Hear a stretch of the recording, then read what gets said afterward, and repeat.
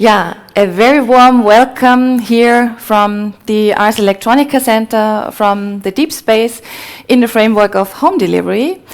Again, we have a public lecture for you, and this time it's special collaboration between Ars Electronica and TU Wien, the Technical University, and in particular with the Future Lab from the Technical University, and also with Art University in Linz, in particular interface culture. Yeah, Future Lab, normally you just, or you know a Future Lab from in the context of Ars Electronica, but also the TU in Wien, in Vienna, has a Future Lab, which is a department related to the architectural department and urban planning. We are on a field trip. We are on a journey around the world. Today we're visiting Tallinn, we're visiting Copenhagen, and we are going to Sao Paulo. On Wednesday, we hope that you are joining our trip again, because there we'll go to Tokyo, we'll go to Singapore, we will be in Quito, and I think this is really one of the very special things. We are all at these places simultaneously, and there are wonderful personalities, knowledge carriers, experts who are actually joining us on our trip around the world. And it's about nosing in cyber-physical landscapes. But first, I would like to introduce here my co-hosts. I would like to introduce Madeleine Miesgang. Madeleine is an architect and urban planner with a focus on visual communication, in particular the communication of mobility and housing research. And she's also working on topics of digitalization in urban and rural spaces. She's curating exhibitions. One already has been presented in 2020 here at the AFO in Upper Austria. She also won prizes, and she currently researches and teaches at the Future Lab of the Faculty of Architecture and Spatial Planning in TU Wien. A very warm welcome also to Madeleine. Can you please let us know what the field trips are that you are actually embarking on in the framework of the TU Vienna? Sure. The field trips are a format which starts first in 2015. It's now the sixth time we are working with students over the fields of public space. In the last years, it was all about making excursions in different cities in Europe. So last year, for example, we worked about big housing projects in, for example, Rome or Brussels, or, for example, Skopje. This year, it's all about the spirit of digitalization, and now that's why we work on the gap between cyber and physical landscapes. The decision for this theme was not only about the thing that we are not able to travel at the moment. It's also about our Future Lab's focus, about working on the spatial effects of digitalization. The Future Lab at the TU Wien itself is a platform for experimental and intertransdisciplinary research and studies in urban and regional planning. At the, as you said, at the Faculty of Architecture and Planning at the TU Wien. The field trips itself is a format that has supported by the city of Vienna, and also co-supervised of them, mainly by Gine Zabrana and Erich Streichberger. We also cooperate with the architectural radio Apalava with David Pasek and Bernhard Frodel. From the Future Lab side, it's Jérôme Becker and I who are supervising this course, supported by our this year's tutor Emma Giesinger. And every year we have a guest professor which is designing this program. And this is this year Manuel Navo and Ian Banerjee. And I'm allowed to introduce now Manuela. Manuela Navo is an artist and researcher and curator at the Ars Electronica. Together with Gertfried Stocker, she developed the department Ars Electronica Export and leads this since nearly about 18 years. Since October, she is professor for critical data, interface culture, and interface culture at the Art University in Linz. So, back to you, Manuela. Thank you very much, Madeleine. Ian, we both already know in the context of Ars Electronica, you have been a jury member also of digital communities and so on. So in this context, Ian is very well known, but please let me also introduce you to Ian. Ian studied architecture. Ian Banerjee studied architecture and urban planning in Vienna and Brazil. His teaching and research activities at the TU Wien and other institutions focus on current issues in international urbanism. Over the past 20 years, he has gained experience in around 50 cities on 4 continents. He is particularly interested in urban innovations, new learning landscapes, educational urbanism, and automated mobility. He is currently researching digital platforms, civic tech, and the co-creative city in the digital age. Yeah, and especially for digital communities, you as a jury member, we are also very proud that you actually published together this ebook together with Ingrid Fischer-Schreiber, where it's about 10 years of digital communities category from the pre-Ars Electronica. So thanks a lot, Ian. Ian, can you tell us a little bit what this nosing around in cyber-physical landscapes, what does it mean and where does it come from actually? Once it became clear that the field trips would not be physical, that the students cannot be going physically to cities, we decided to find a framework of a framework for the course itself. And we came up with the notion of nosing around in cyber-physical landscapes. Nosing around refers to a method which was developed by Robert Park 100 years ago in Chicago at the famous Chicago School of Sociology. These were the early urban sociologists who sent their students right away from the beginning of their when they started to study into the city. So they would go into the interstices of the city and meet people and before getting into any theory. And the idea was to gain experience in the city. Now, 100 years later, we thought the world is going into lockdown and students cannot move around. We thought, what are students going to do? They're going to nose around in the digital space. However, our focus is not just nosing around in digital space. Our focus is to understand or explore what are the effects the digital space is having on physical space. So, nosing around is in digital space, and the cyber-physical landscapes is the entanglements of the digital space and the physical space, and how it's impacting our everyday lives is what the students are exploring. And this is a wonderful point, Ian. Thanks for actually mentioning. We are also presenting our students here, those who are the ones who are actually researching since March on these entanglements of the physical and the digital in these different cities that we are traveling now. So let's start with Tallinn. Ian, why was Tallinn so important for us? Well, absolutely clear. Tallinn and Estonia as a whole is considered to have the most advanced e-government system of the world. So we know all of that. So, and after Estonia gained its independence from Soviet Union in 1991, it deliberately made an attempt to leapfrog into the digital age. And what we now see is a phenomenal success of a very small country. It's the first country to declare access to internet as a human right. Wi-Fi is available across the entire country. Government services like voting, healthcare, justice, etc. are being digitally linked into one single platform, wiring up the nation in a remarkable way. The entire system is built on a system called X-Road. We'll hear about that, which is a major global innovation. And what probably drew the attention of the world to Estonia was this very strange thing called e-citizenship. So Estonia is reinventing citizenship in the 21st century in the digital age. This is why we went to Estonia. Is it really so interesting? Is what is happening in Estonia? By the way, this wonderful image in the back is already done by the students that are researching on, and we will then come back to them afterwards. But now we would like to welcome Fabian Demski and Veronika Valk-Siska. Veronika Valk-Siska is an architect and advisor on architecture and design at the Ministry of Culture of Estonia. She's also an educator and researcher at the TalTech Academy of Architecture, so the Tallinn University of Technology. its Department of Architecture and Urban Studies and at the Smart City Center of Excellence.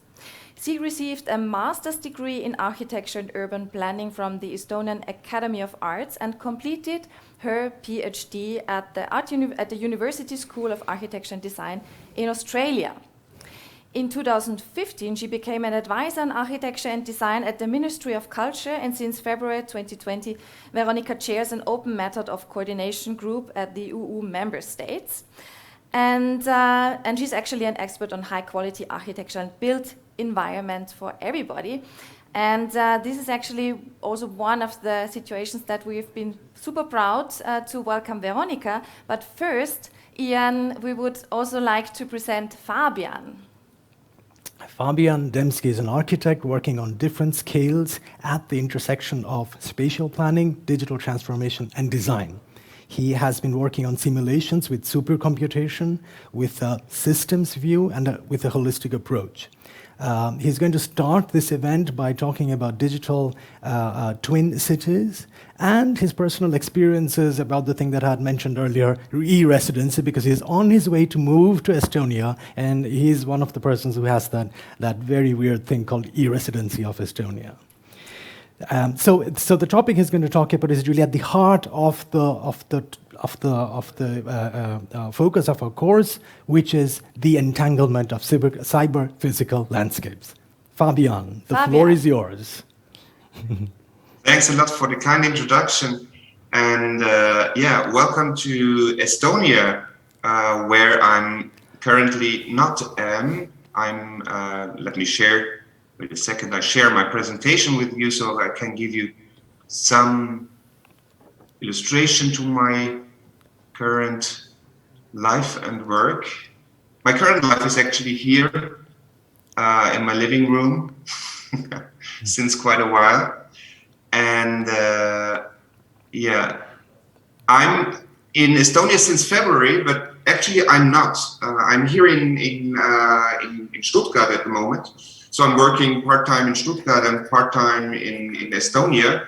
I would have loved to be there, but it was simply not possible. So my work is actually mostly virtually, and but I really hope that I can go to Estonia very soon.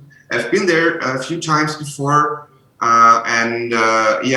working virtually in Estonia is really cool because actually everything works and all these administrational things are easily doable, manageable because of this E-Residency that Ian already mentioned and that you're probably aware of. It's really impressive that Estonia is working quite well. What I'm doing in Estonia is I'm working at Tallinn University of Technology and at the Academy of Architecture and Urban Studies, same workplace as Veronika. We are both working on a project which is called Green Twins, which is focusing on Tallinn and Helsinki, because both cities are kind of also twin cities. So it's, if you know, for example, in Austria, Vienna and Bratislava, they are also considered as twin cities. And that's kind of the same case in Estonia and Finland with Tallinn and Helsinki. And we are working on green twins, which sounds funny. Green twins are digital twins for the urban green environment. So we are working on development of digital twins. So what are digital twins? Digital twins, as I understand them, and I'm working on the topic since some years, are kind of digital replicas of the real world. So you have the real city and you have kind of a digital copy of it. So they can best be described as containers with additional simulation, for example, different data, and the exchange between the real and the cyber world. So actually, we are really working on cyber physical landscapes in this sense. Why are we doing that? Topic is on kind of problem solving. So we have very complex systems in cities. We have a lot of troubles and goals to reach, troubles to solve and goals to reach, and digital twins can help to do so. So this is an image of a digital twin. I was working previously in Germany, in Stuttgart, where you can see some data and visualization. So that's one of the topics, but also the Estonia and is working on digital twins. They have a nationwide digital twin. It was just presented a few weeks ago. This nationwide digital twin provides information of the built environment. So you have all building information from every single building in the whole country. That's not only two-dimensional, but also three-dimensional. So you have kind of documentation of building age, where is the address, what are additional informations, for example. I just visited the digital twin this morning, and what we are doing in the Green Twins project is that we are adding kind of another layer with the green information. So it's kind of we are talking with building information model, and here we have kind of a green information model, which means we are implementing a green layer, which is kind of which shows the effects on environment and well-being. So we have a library with all the different species growing in Tallinn and in Helsinki and in Nordic countries. We show kind of the time and seasonal behavior and changes in the context of the built environment. We are focusing on also algorithms, how are plants changing over time, what is their effect on environment and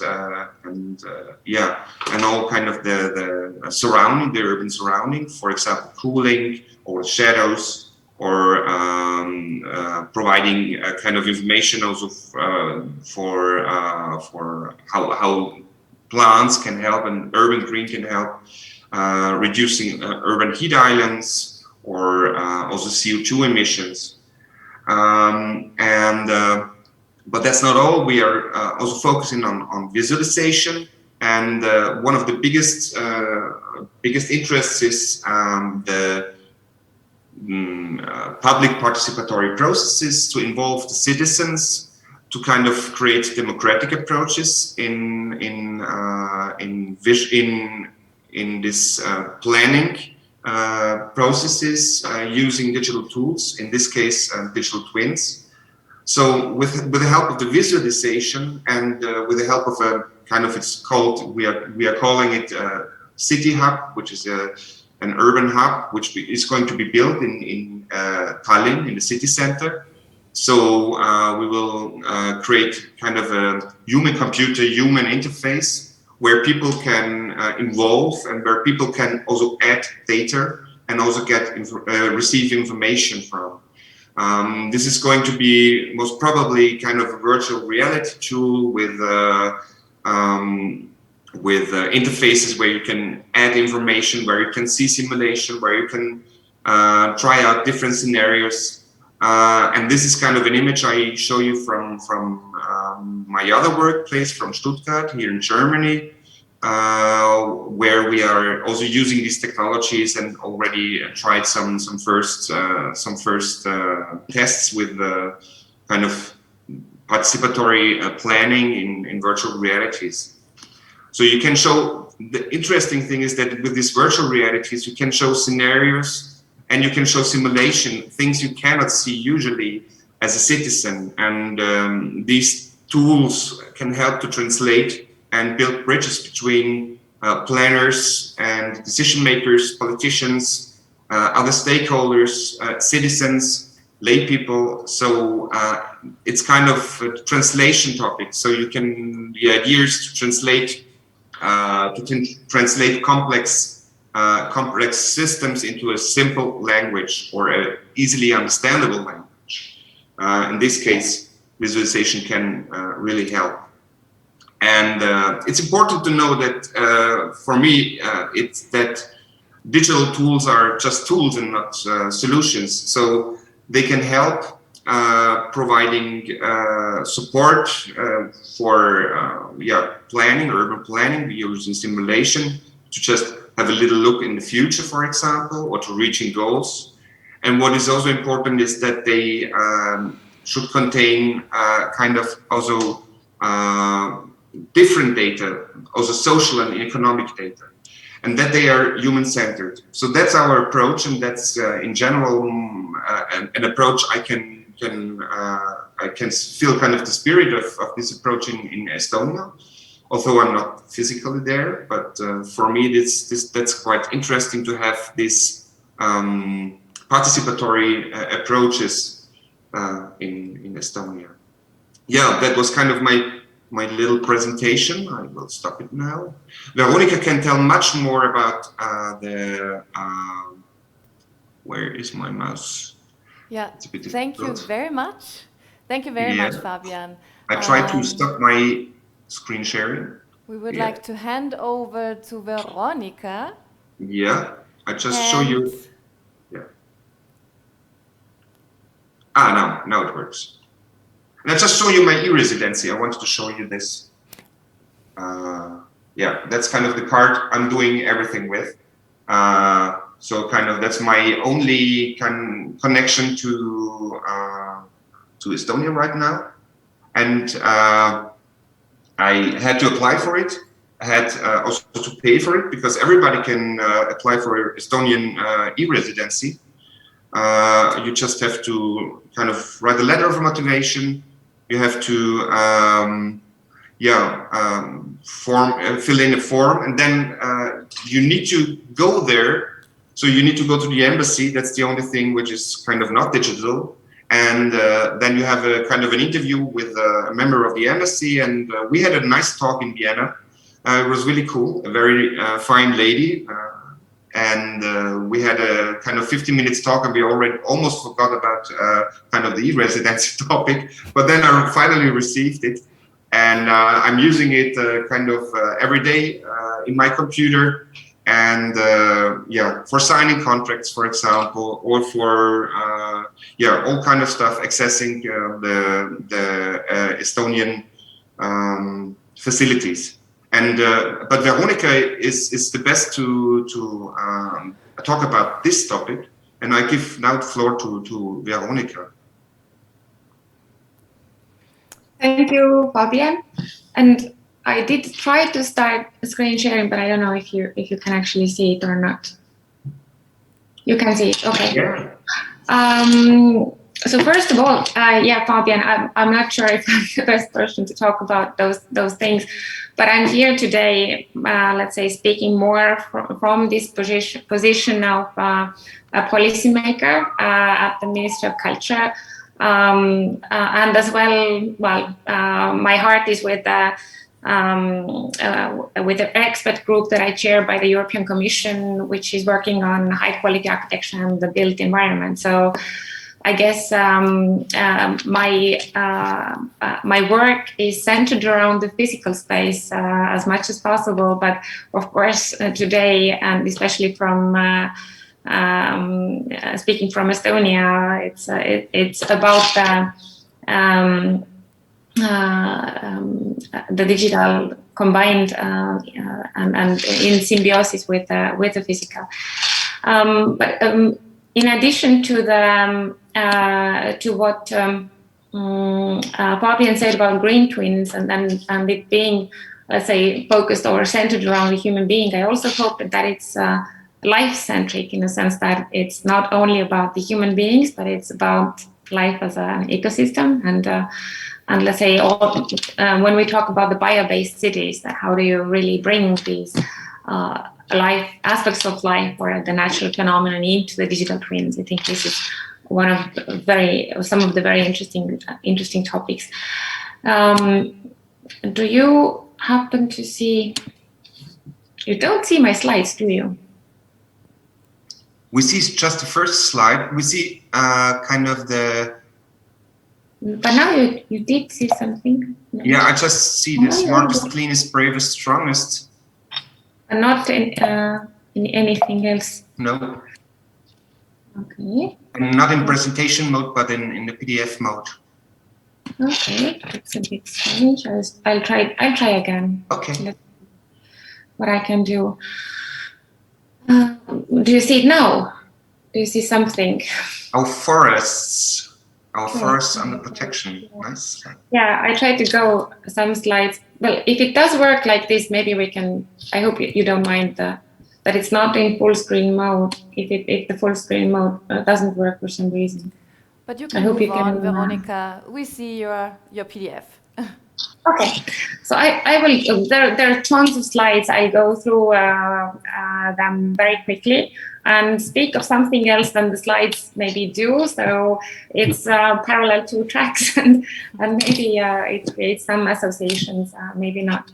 But basically, the key here is that the digital, as Fabian said, the digital is not an end in itself, because it's all about the quality of life and actually the quality of your everyday experience. So what does it feel like? For me, the real questions are, what does it feel like to grow up here? What does it feel like to raise kids here? I have twins who are about to turn 4.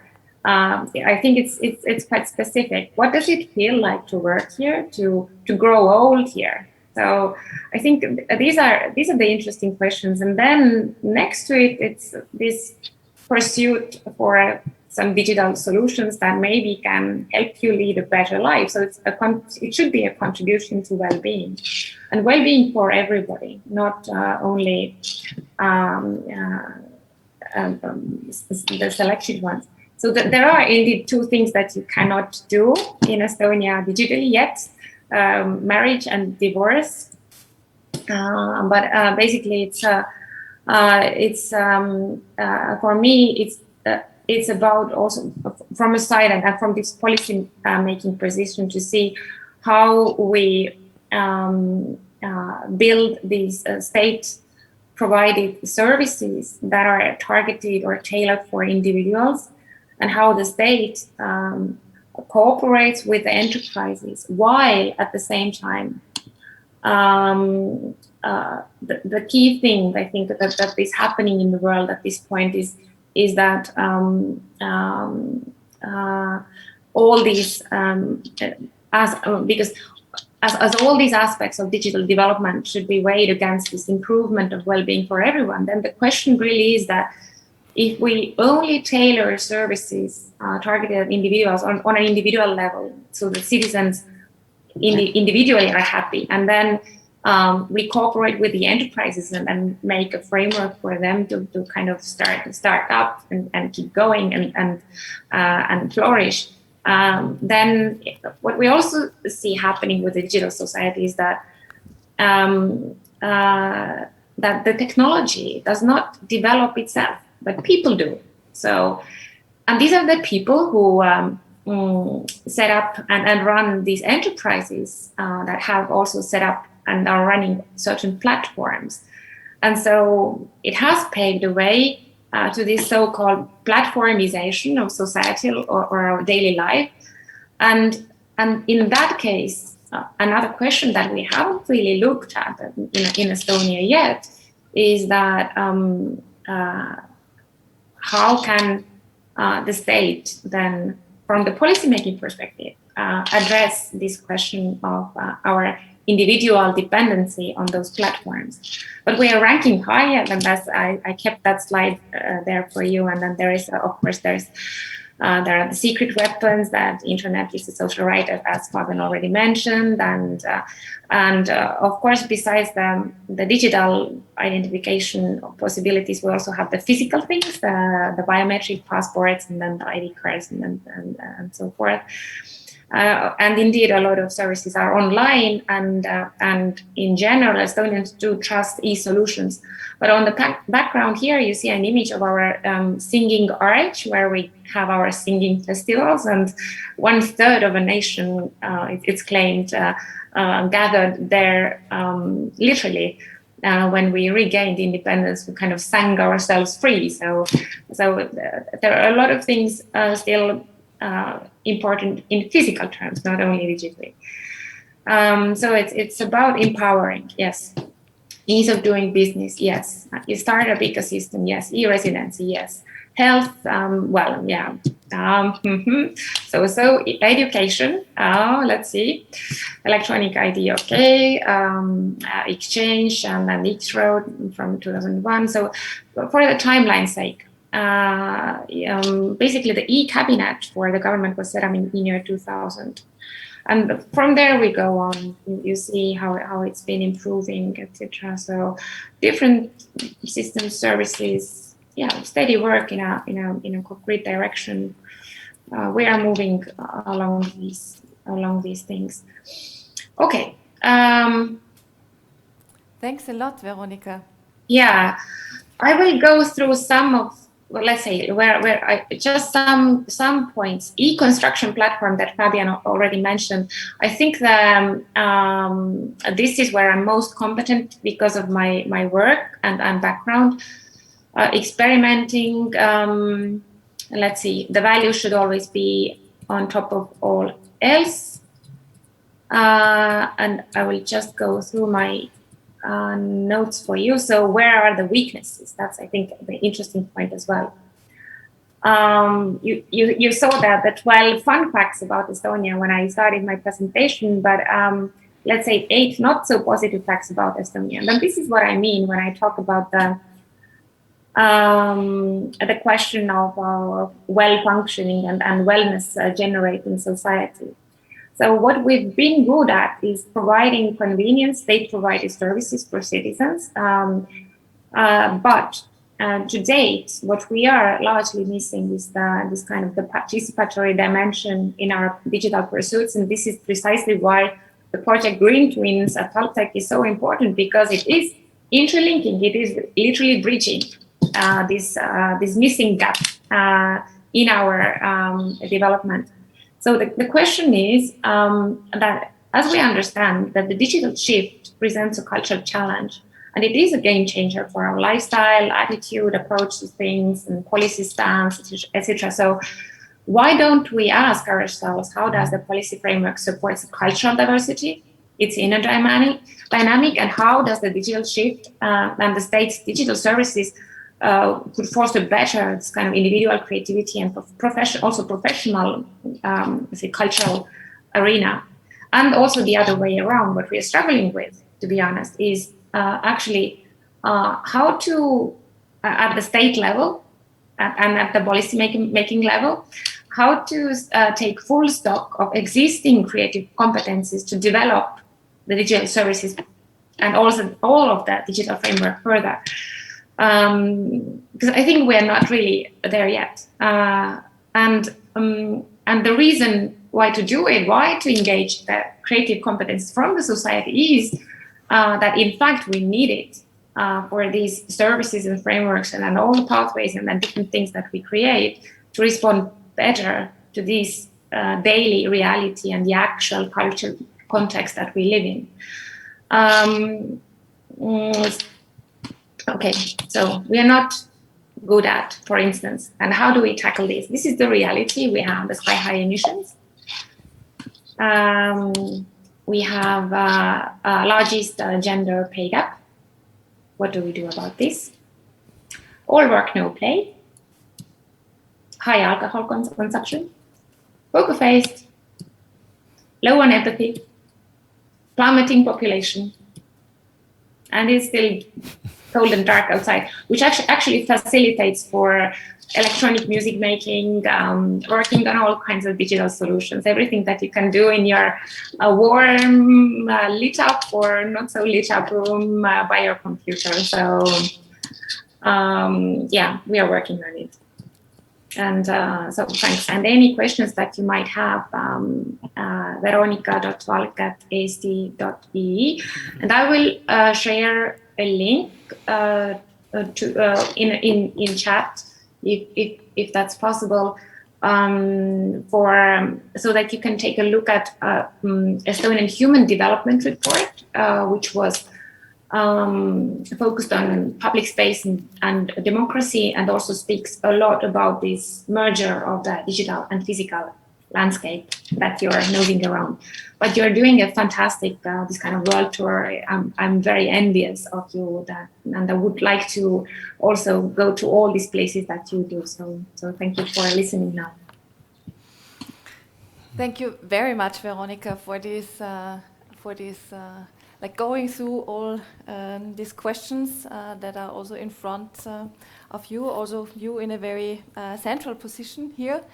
And thanks for your time being with us. We shared actually your name and you as experts with our students. And this is now exactly the time where I would like to ask our students, Johannes Grimm, Lisa Schöfer, and Nadine Maloya, who were already researching on Tallinn. So please activate your microphone, and you have prepared some questions to Fabian and to Veronika, but please give also Ian a chance to sum up quickly what you already researched. Our students have been extremely enthusiastic about Tallinn, and they have had a three-leveled approach, and on the individual level, on the virtual level, and on the techno-infrastructural level. On the individual level, they got in touch with all kinds of platforms like dating platforms and so on, and got in touch with, personally with people, and they found out things like you can marry on the web digitally. That's a very interesting thing, I thought. On the virtual level, they're taking helicopter flights across Estonia in Tallinn, which is also very interesting, and they're creating a virtual tram trip across Tallinn.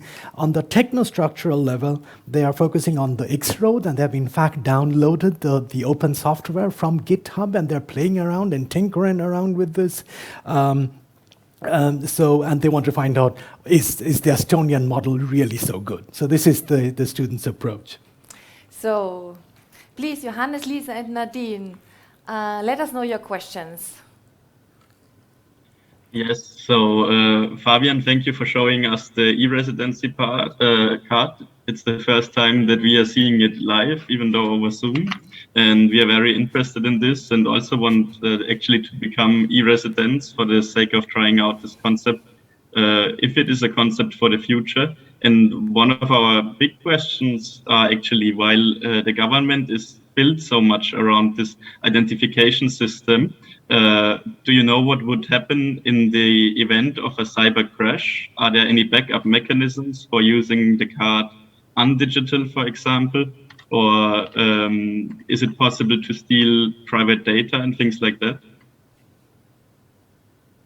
Well, I'm not, I'm just a user. I just read about that Estonia has a backup system in a digital backup system in Luxembourg, and several other backup systems. I don't know if Veronika knows more than me.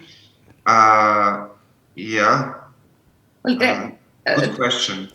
Yeah, I'm sorry. I was cut off from the line for a little bit, so I didn't hear the full question. But there are backup systems, of course, and it's of course certain measures have been taken into account to make sure that it's as safe as possible. But, yeah. Mm-hmm. The question is, Veronika, what would really happen if everything kind of went down? Is it possible still to survive without a digital identity in Estonia? Well, we all have as I said, we all have these kind of physical backup things, like or semi-physical ones, like the biometric passport. I don't know if it's a physical or a kind of a semi-digital or a semi-physical, or what it is. And also the ID card that also works across Europe. So yeah, that there are, of course, it's backed up. Yeah, by other, like there are multiple ways you can present yourself. So it's not only the digital one. Other big question that we had was how does the older generation go through the technology? I think that I mean, is there a problem for that? Yeah. Of course, there.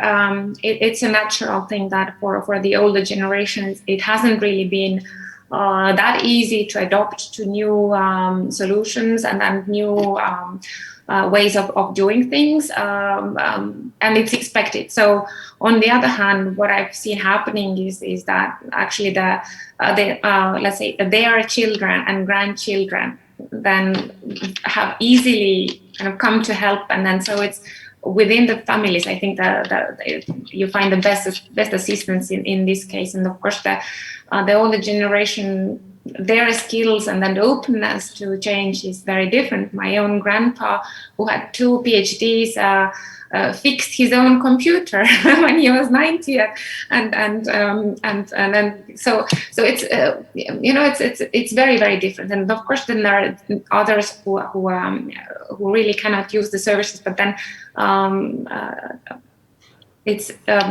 there is help arranged. Let's say there are other ways of doing things. You can also go and physically speak to an official or do things physically if needed. It becomes more difficult if it's a combination of elderly in more remote areas, because we are still building this kind of the last mile of the internet connection and things. That Estonia has 1.3 million people, but the surface area is that of Holland. So if you compare the kind of density from the Netherlands to Estonia, we are very sparsely populated, and it means that it puts a lot of emphasis on the infrastructure. But to really reach everybody, also in the more remote areas, this kind of building the extra mile takes an effort, but we're working on it. So it's still very heavily in the budget and kind of catered for. I think one of the most challenging things for an older generation has been the e-voting system. Mm-hmm. Because to build their trust in e-voting, that's been tricky. But again, there is up to now, there is also a parallel system in place so that if they don't want to do it like this, they can also do it the physical way. Okay, thank you. Veronika, I've got another question. Am I allowed to ask also questions, because it's interesting for me? This is the last question for Tallinn, Fabian. Okay, no, so I'll let the students first. I can ask Veronika later. Okay. So our last question, we had done a lot of research, obviously, on the historic of the e-government and so on. And we had found out that there was a cyber attack in 2007. And so our question is, what was the most noticeable consequence of the cyber attack in the year 2007? That were noticeable for the population of Estonia? Yeah, I was here, and because I also been for a period of my life. I have not lived in Estonia, but it was just before I left. I left and then I came back in 2014. So I was away for about 7 years. But that's when I was still here. So yes, and what I experienced was that, for instance, and then actually it was the only thing that I experienced from this particular cyber attack, and then and kind of later on we learned about the actual situation, because the information, of course, didn't spread at that point. I experienced a shutdown of banking systems for about a day and a half. Mm-hmm. And but you have to consider the historical context now. Estonia was occupied by the Soviet Union for about 50 years, where we lost all our property. It was either nationalized, or if you left the country or were deported, it doesn't matter. You just lost all you had, savings, etc. So very, very sensitive to these things. So I think what it alerted us was that, wow, okay, what will happen to my savings, to my property, what's going on? So that really kind of got the alarm going that something is very wrong, and we should really look after our, where we invest, etc., and where we keep our things. But on the other hand, and this is, let's say, this is a story, but just to tell you this story instead of kind of physical hard facts, is that, and maybe it's also my view of what happened, or my interpretation what happened. I think what happened was that many people in the society already by that day had this kind of IT skills. Quite a large population was quite well educated in digital technologies and information technology, and so people started noticing that something very strange is happening. Like for instance, that I saw that the banking system went down and didn't kind of pop up 10 minutes later, not even an hour later, and not even 2 hours later. So what happened was that all these people who had all these kind of nice skills started to kind of poke around with things and kind of look into the matter, what's going on. So it was this kind of citizen activism that in fact kind of brought us out of the situation. That it was the solution started to come from the community. And I think this is the biggest lesson, that it's not that let's say that we are secure because we have a legal or kind of legislative framework or a legal act for it, because an act alone does not do nothing. It's the people that do things. So if you have people with skills, if they are, and if it's kind of predominant across the society, this kind of competence is predominant across the society, then the society and the community is able to protect itself. It doesn't take a government official to go and point that you go and do this, but people can defend themselves or can protect their property, can stand up for themselves. Thanks a lot, Veronika. I think this is actually a wonderful last word. Also to thank you both, also Fabian and Veronika, that you introduced to us, so the current situation and also your thoughts about this, and also now with this kind of historical relation and explanation, Veronika, that you explained us how important it is to not only feel secure about governmental legislative situations, but more actually be in this kind of active position and feeling part as a community and participate. I think this also brings us a lot now to the next city that we would like to highlight here, which is Copenhagen.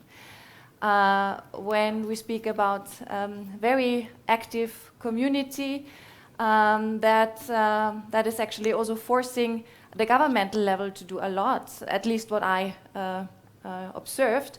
And we have also one of our speakers here that I will introduce immediately, but Ian, I would like to ask you again, why did we select Copenhagen? Oh, very, very clear. It's the first city in the world that's going to be carbon neutral by 2025. This is an incredibly ambitious aim, and we thought, what's going on in Copenhagen? But it's not just that. There are also other things, like Copenhagen calls itself the yes city. Like anybody, any citizen can go to a government office and say, I have an idea, and they would say, please come in and tell us about your idea. This is something you don't have anywhere in any other city in the world, probably. So, but mainly, CO2 neutral by 2025. What's going on in Copenhagen?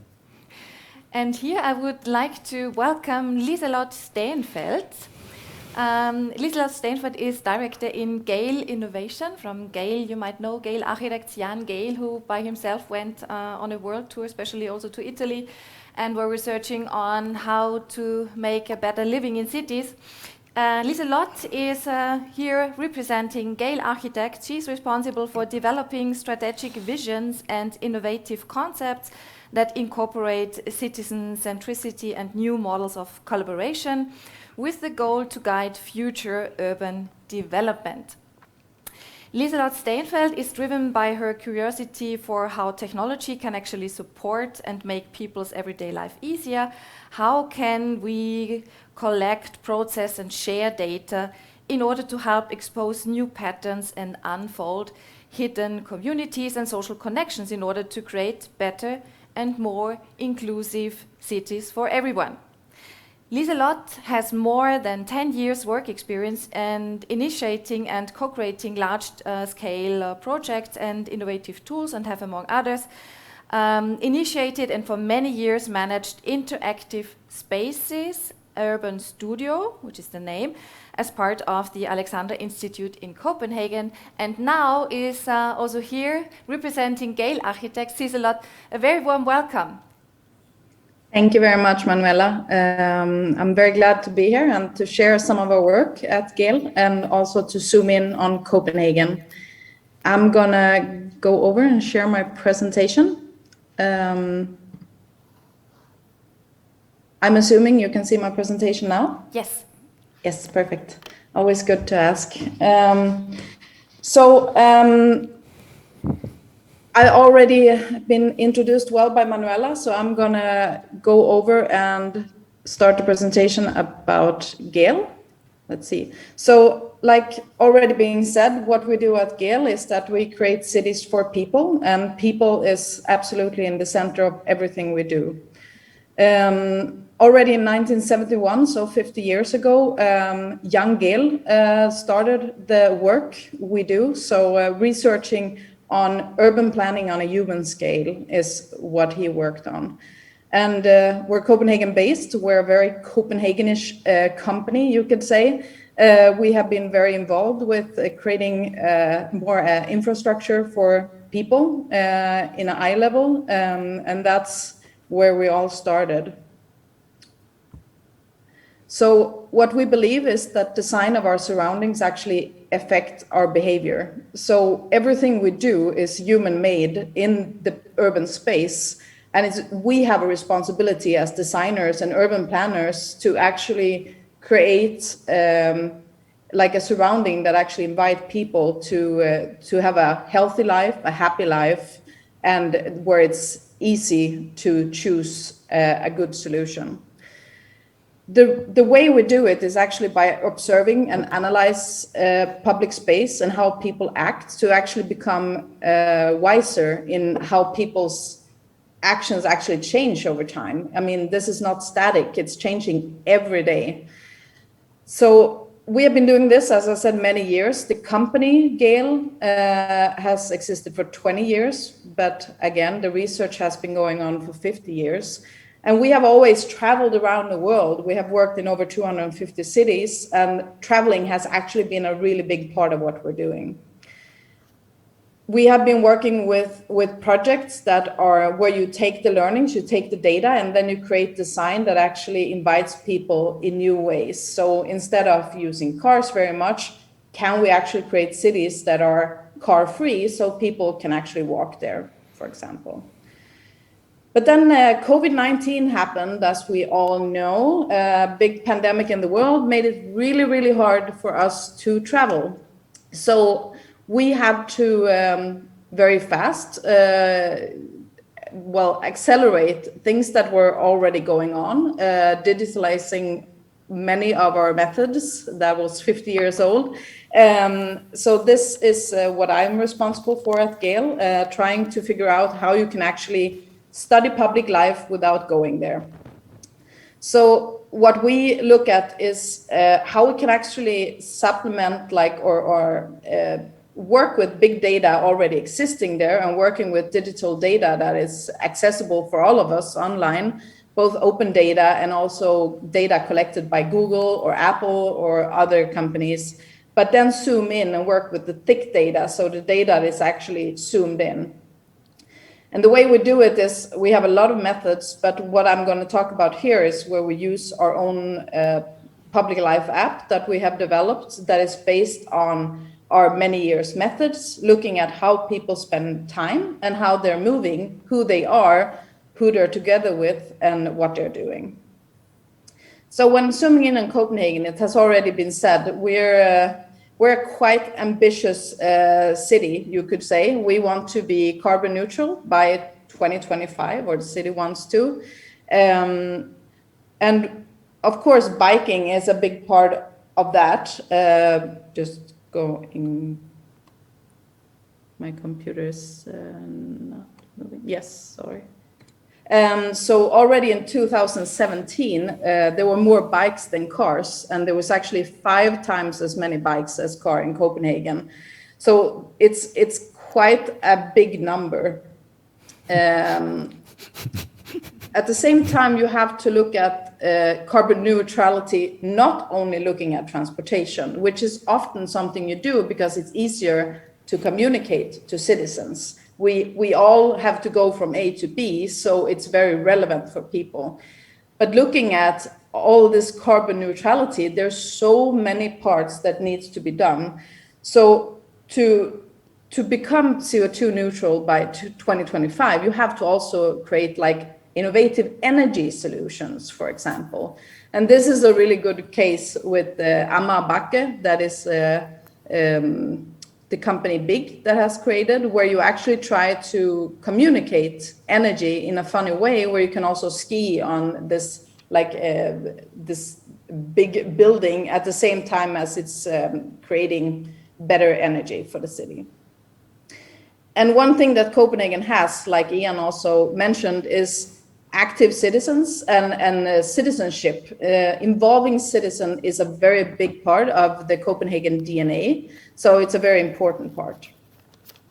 So I'm going to talk about 3 cases where we have been working with data and then creating narratives from this data that can actually help affect people's behavior and citizens' behavior in Copenhagen and other places in the world. But obviously today I focus on Copenhagen. One thing that Copenhagen has been crowned for, as saying here, is not only the happiest city, but actually the healthiest city too. And this is something that we have been very interested in. At the same time, there's of course always more job to be done. I'm sorry, this is in Danish, but this is from a newspaper also saying that there's a lot of people dying from air pollution in Copenhagen still. Copenhagen is absolutely not the worst city when coming to air pollution, but nonetheless, it's a very, very big part of how you can actually take the carbon neutrality seriously. We have been working together with Google, you know, these cars that drive around in the city where they take photos. They actually also have started having air pollution sensors on their cars. So we have been able to actually look at air polluted area on a more local scale. So making this big data sets more thick and more dense and more local. So we have been looking at, you see from the places column is the Google Air View data that has been collected over 1.5 years every day where they have been going around. And then we have our own data where we have chosen some places where it seemed to be very air polluted to see what people were actually doing there. And then we have worked with this concept, which we think is very important, where you can take this data and say, well, it's going to take a lot of years to just take away all air pollution. I mean, we live in cities. You're never going to be without air pollution in the cities. That's kind of a part of living in a dense city. But if we can work with the reduce and invite concept, so we actually reduce exposure to air pollution, especially for children, obviously also for grown-ups, but also invite small children to spend time where we know it's less air polluted. So for us, it has been interesting to look at this data, where we can reduce this exposure and invite people to go because the air pollution is better, and doing design that actually invites for this. So, for example, we looked at Istegade, which is a very air polluted area or street in Copenhagen, and we were looking at where there were heavy car traffic, there were on-street parking, there were poor air quality in general because there were a lot of traffic. At the same time, babies and their caregivers were actually spending a lot of time on cafes on this street because it's a very popular area on Vestibule. So what we did was actually to suggest design that actually improved this, that actually could expose people from air pollution. So we actually invited people to spend time away from intersection, trying to move this, like actually with kind of simple design, create better positions for the cafes. And then we increased the distance from the traffic. We moved some of the parking, which is possible because Copenhagen really wants this, can be more difficult in other cities. And also tried to work with green buffer that was actually in a height of children. And then we also look at this area on Absalongade, which actually have a better air quality. And then we could actually see that, wow, if we actually invite people to the street, create design that makes it more attractive, because today no one is going there. As you can see, it's not super charming street. So how can we actually work with making this more attractive and use our design skills to actually create like visual signs that actually makes people want to go there, like trees, create public seating that actually invites people to sit there. Like right now, there's not one bench on the street. And can we create a bit wider sidewalks that makes it easier to go with a trolley, for example? I'm going to continue, and you can obviously ask questions and also write me after. I'm trying to make this within the time. Then I want to talk about Foodscape, which is also a part of making this climate neutrality, or to actually reach the carbon neutrality. If we want to reach this by 2025, this is actually a really big part with the urban diets. Actually, we can reach at 19 to 34% carbon reduction with balanced diets. Yeah.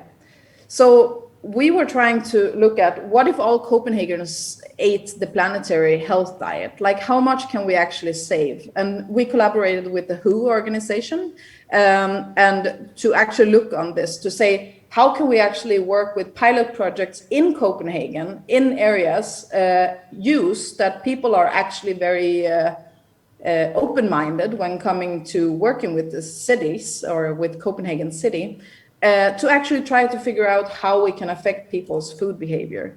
Because obesity is actually also a big challenge in Denmark. It's about 10% that are actually having child obesity, for example. So it is a problem like many other places. So how can we actually affect people's health and at the same time get better carbon neutrality? And this is something we have been working with before. You have probably the people of you that have been in Copenhagen know that many people bike, and I mentioned it in the start. And the way we worked with that at that time was to ask the question, how can we make the healthy choice the easy choice? Because to be honest, there's very few people that actually choose to use the bike because they want to create a better environment, or it actually used to be before. Maybe today it's a bit different, but when people started to use the bike, it was actually because it was easier to get to job because there was a lot of traffic. So why not take the bike? So we were trying to use the same concept here to say, how can we, by understanding the target group, younger people between 14 and 18, by understanding them, by doing interviews, by doing like following them, by doing online surveys, how can we actually change their food behavior or affect their food behavior? And this data that we got from following them and understanding them, we used to make a checklist to make like a design guide for ourselves, to say like, what kind of offering do they want? Like, for example, it has to be affordable. It has to be a varied place to stay, like to sit down, for example. What kind of environment do we need around it? And what kind of location would we need to target in order to actually like make attractive offers for the kids? Sometimes my computer is stopping. Yeah. And then we did this, or who did this math again, that wow, we can really, really save a lot of ton of CO2 just by making these pilot projects and then letting them be there for a longer time. And we actually did these pilot projects, and they were there for 3 months. And then you could actually start to measure how many that actually stopped at these very easily designed temporary projects. So, the project we did was actually to make a program together with the city and together with the local supermarkets. So how can we actually, by doing this, design this campaign and try to make this new food offer, like you see on the design on the right, but also get the supermarkets involved, and especially the low price supermarket involved, to take out their food and to actually show their healthy options, which would then give them an increase in profit looking further ahead. Because of course, motivation from the stakeholders is also very important. The third case is actually from COVID-19. We studied many other places than this, but these are the cities where we actually did more studies looking at how people were acting during COVID-19. And this was, of course, a challenge. How do we actually collect public life data that is quite detailed on what people do online? And just focusing on Denmark, this is what we also did in San Francisco and New York and other cities, but I'm only going to talk about Copenhagen now since it's Copenhagen. But what we did was that we actually used our network. We used the network of both Gale's network, which is luckily very strong, but also using our personal network and our friends and our families to actually help us go out in the cities they lived in, so we didn't have to travel. And then, so we had over 80 surveyors using this app I mentioned before.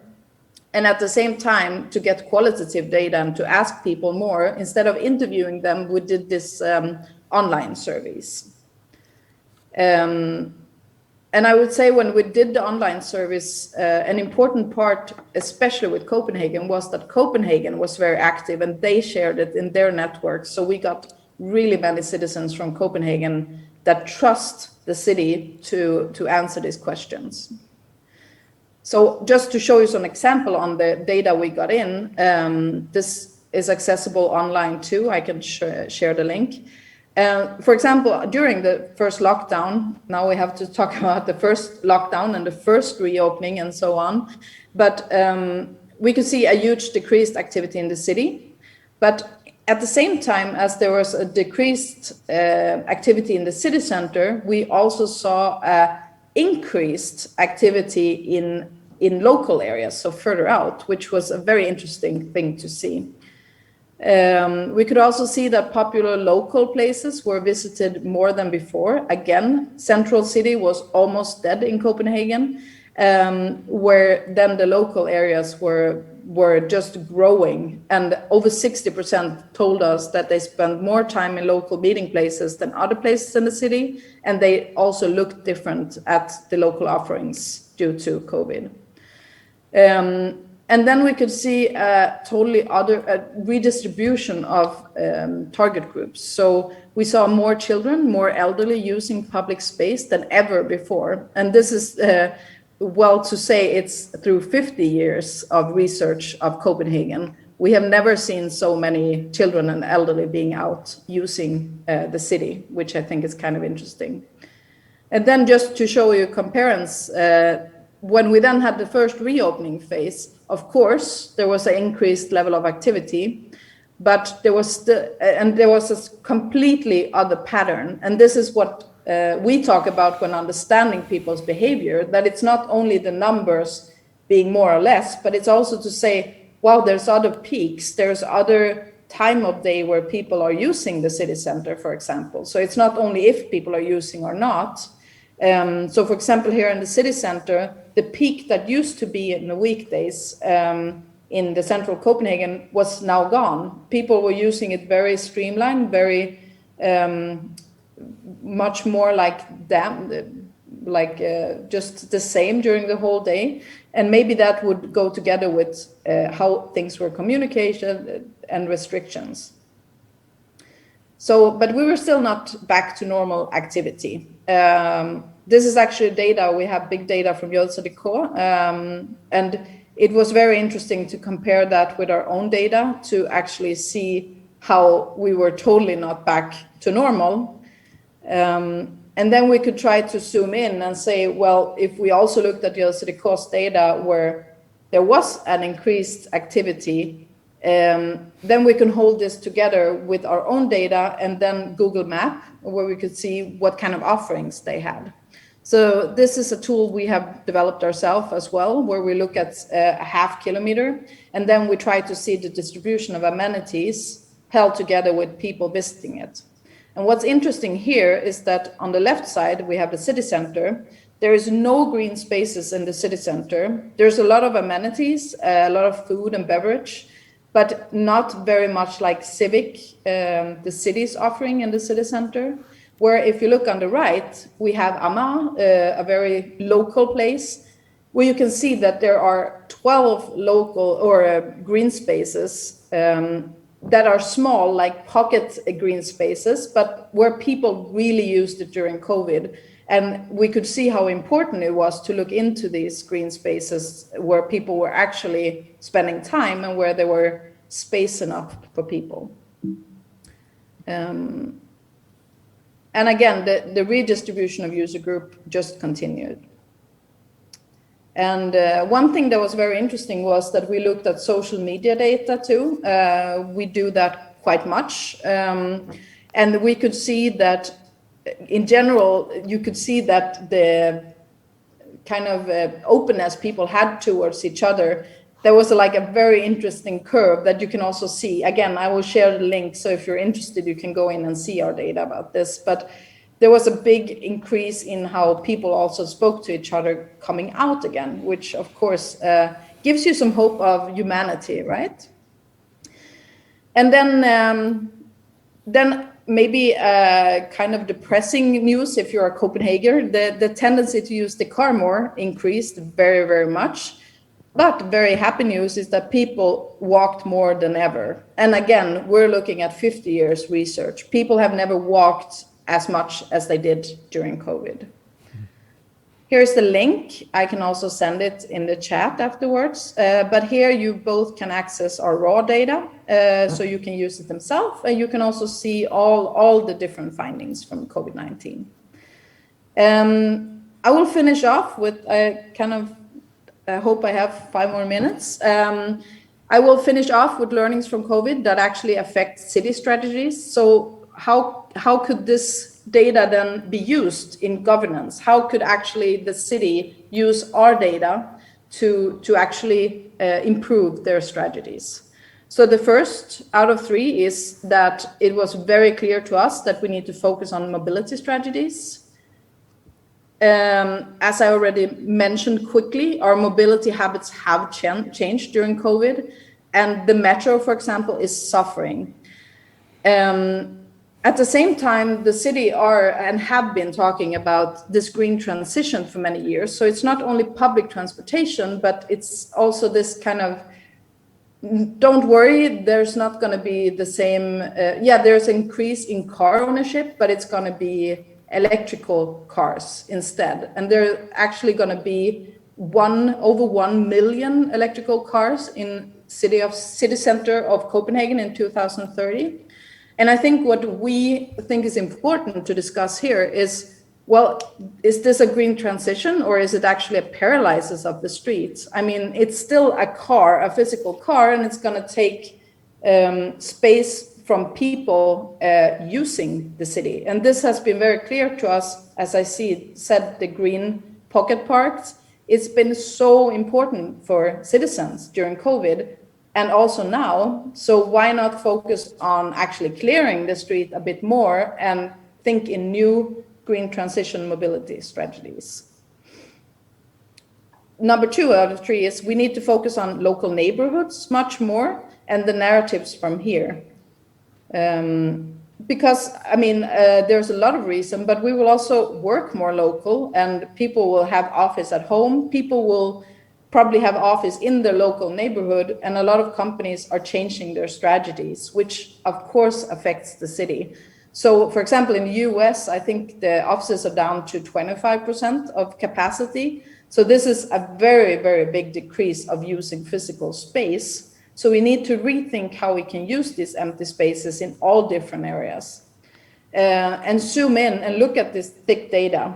Because as you can see on the right, there's a lot of data from Apple and Google and so on. And we actually try to use it during our studies in Denmark and US and all over the world. The problem is that it's very general, the data, because it's more like looking at much bigger areas. And again, what we're interested in is local, thick data. And also when it's digital, this is super important that we can't just use general data because it's miscommunication. We have to zoom in.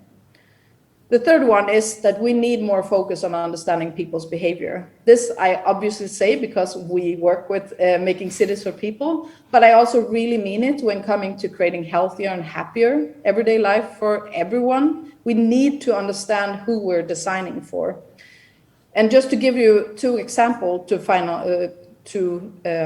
finish off, that compared to last year, the activity in central Copenhagen has decreased in the weekends. It should say weekdays, but increased during the weekends. So this is a very important information that if you look at the City Hall Square in central Copenhagen, it has actually gone up compared to before COVID. So people are using the city center more now, and this is 2021 now, than before, but in the weeks or weekdays, it has actually decreased. So how do we use this information in order to create better solutions for people and to actually affect these kind of data? And then, of course, there has been new movement patterns and needs. People have gone further out in the city. So both when looking at online service, but also when looking at big data from different companies, but also looking at our own, people have never used so much like a big area of Copenhagen. And of course, we have to ask what kind of effect does that have on urban planning in Copenhagen, that we actually need to go much, much further out? And what kind of needs do we need to understand to do that? So last word from me is we have to figure out like how we then go in, look at digital data, relevant digital data. This is, for example, a project we have done where we're looking at where people go with different political opinions. So we have actually tried to merge people's political opinion with physical geographic positions of them. And how do we do this without like getting into privacy issues? How do we do it with anonymous data? This is super important and where I think there is a big future in technology. So not making it high tech, but actually maybe making it low tech so everyone can be in it because it's about everyone and working with that. And that was my last slide. Thanks a lot, Liselott. Thank you. Thank you very much. Ian, you have a question? Oh, no. No, okay. But our students have questions and they also already prepared them. It's Sidorella Lulay and Stefan Meyerhofer. But Ian, I would like to ask you quickly to give an overview of what they're researching on the topic of Copenhagen. Yeah, well, very briefly, they are looking at the field of tension or the relationship between the narratives of the government, like going carbon neutral by 2025, and how is it getting manifested in public opinion and in projects in physical space in the city. So their approach is a bit different. They're not looking at digital space, but they're looking at the narratives and as if it was a virtual space. So and they're also looking at social media. Liselott already mentioned it. Social media has been used very intensely in Copenhagen, and I think there are many cities around the world who would like to understand how to get their policy narratives across to the public. Mm-hmm. So, Sidorella and Stefan, may I ask you to activate your microphone? And to start, I think each of you has one question, if this is fine for you, so to concentrate on the two most important questions. Yes, first of all, thank you very much for the very interesting presentation. Our first question would be if you think that if there are discrepancies between the narratives that the city's government is setting up in social media and the physical reality, kind of the lived experience in daily life, if there's kind of a connection between those two. Yeah, it's of course, it's a good question and a sensitive question, of course. It's, as I mentioned before, it's very important that the whole infrastructure is actually, it needs to be changed in order to become CO2 neutral. And the challenge here is that we need to have the citizen in this, because it's very much up to the citizen to change behavior and to choose different in order to help getting the last percentage we need to come. And when you look at, I mentioned before too, like with transportation and like choosing the bike, it's fairly simple actually to communicate to people that if you choose the bike, you actually make a difference.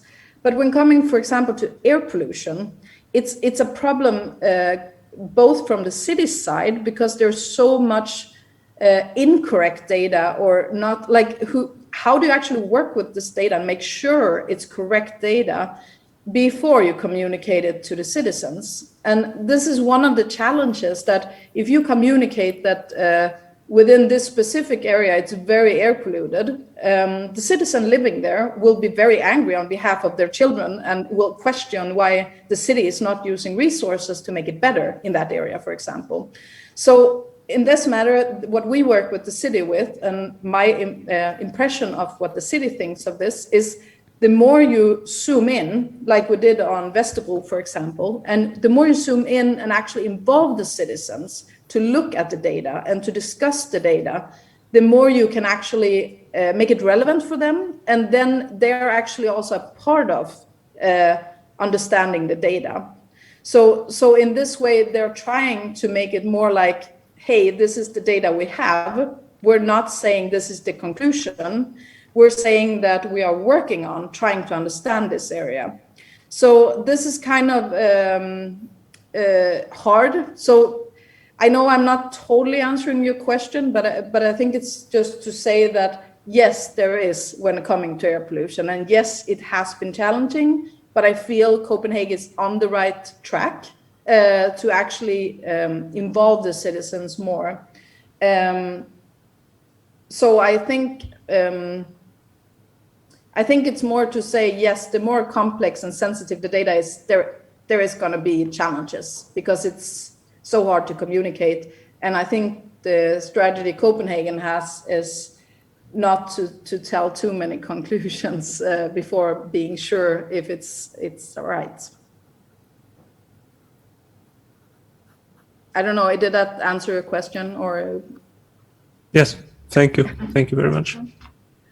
We are also trying to understand city's social media strategy, and we would like to know what's your opinion about it is. Well, I would say that I think in general, especially during COVID-19, it has been interesting to see how much miscommunication there is. Among others, our Prime Minister in Denmark, Mette Frederiksen, has gotten a lot of critique for being one person when she's standing like informing one ways, telling about how the future will look, and then being another more cozy and like one with the people in social media, where there has been two ways communication. That invites for a lot of discussions that can create panic actually at citizens, because she's kind of telling maybe kind of another truth. This can, of course, be discussed forever, because who knows the right way to do this. But with Copenhagen, I think this has made them even more aware of how challenging it could be to communicate on social media, for example.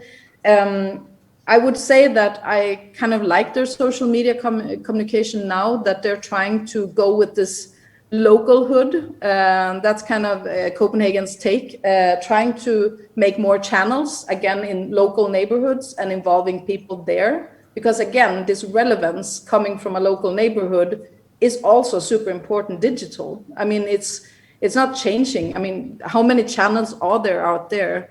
The ones I'm following or joining is totally them making a difference for me.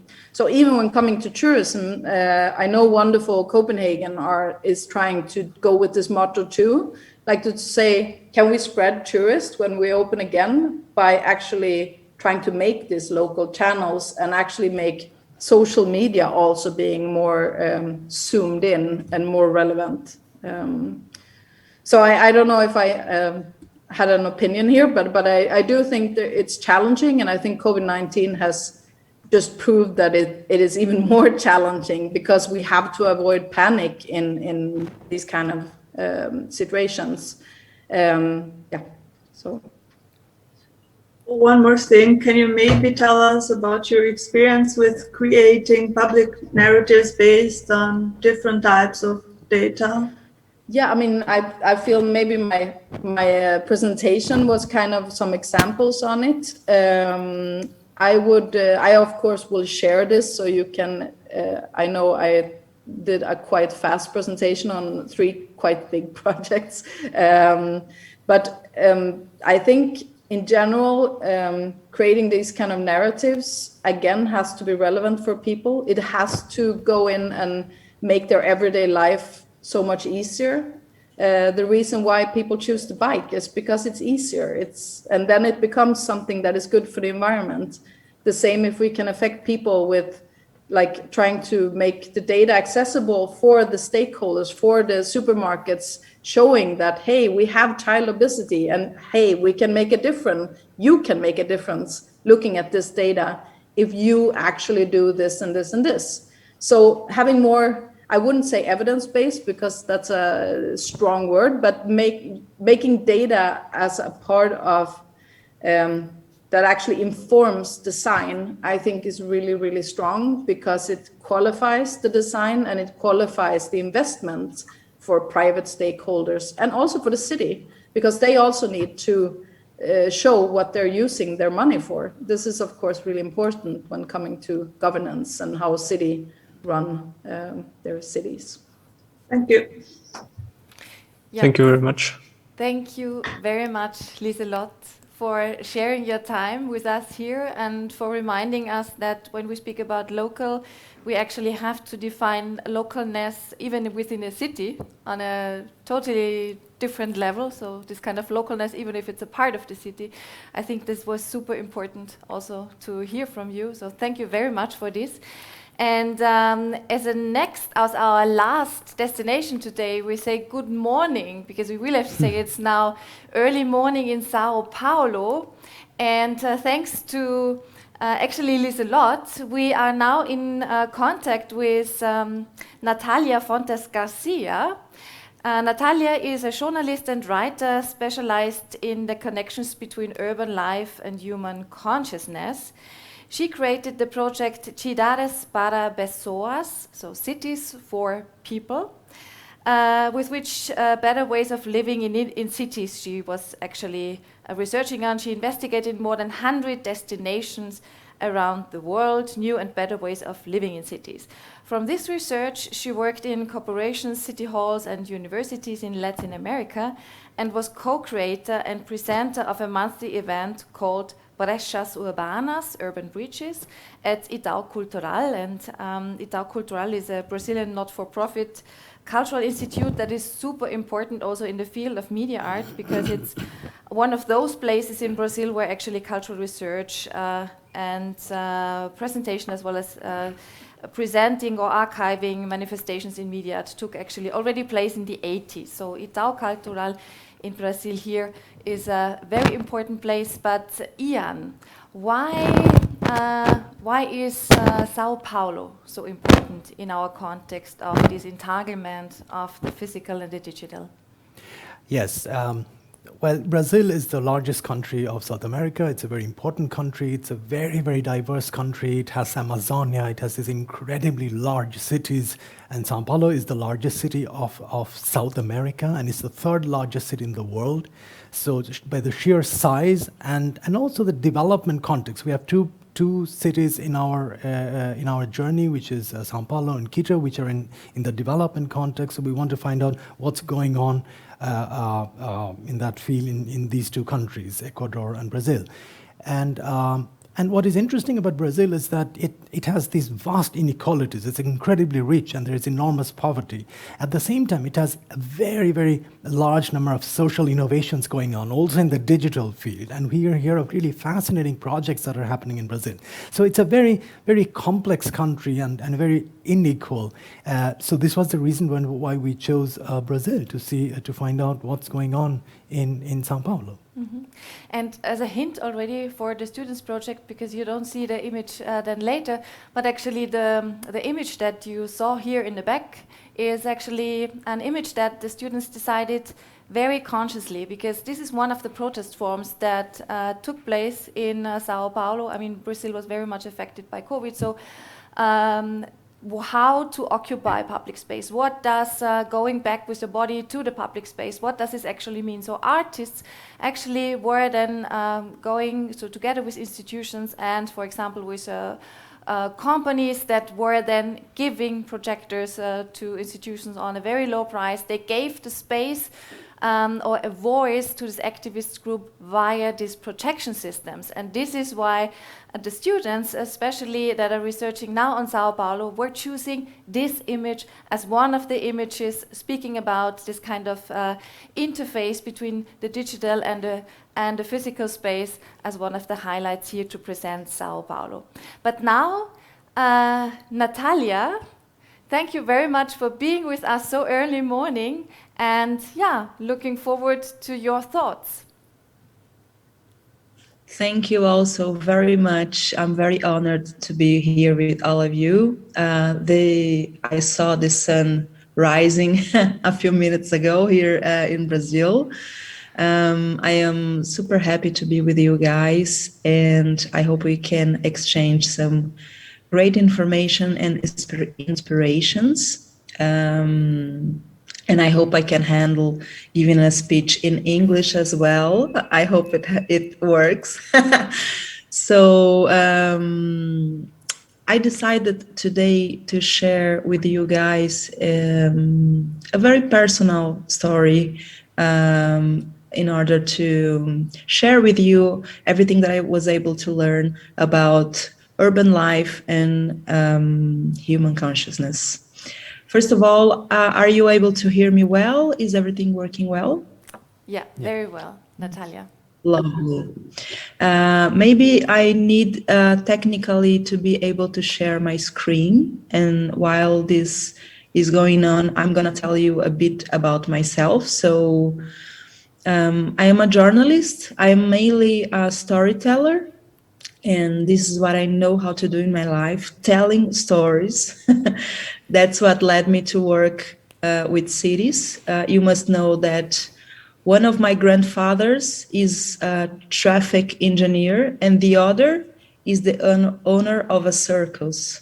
So I'm the result of this super weird combination. I am half an artist, half an engineer. So I became a journalist and now it's working. I can share my presentation with you guys. So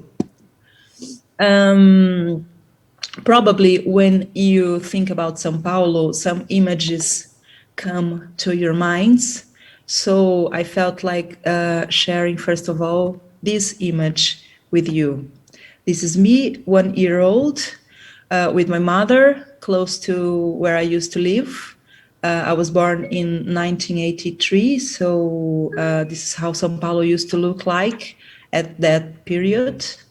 And I'm showing you this because the 80s decade was the moment when Sao Paulo became to be a very dangerous city from where all of us had to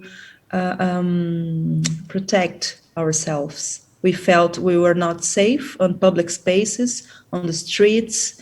People stopped biking, stopped walking, stopped taking public transportation. Of course, I'm not talking about the majority of people, because there's a social issue there also, but that's when it became like a dangerous place to be at. That's when the city became a place where you should cross as quickly as possible in order to be safe.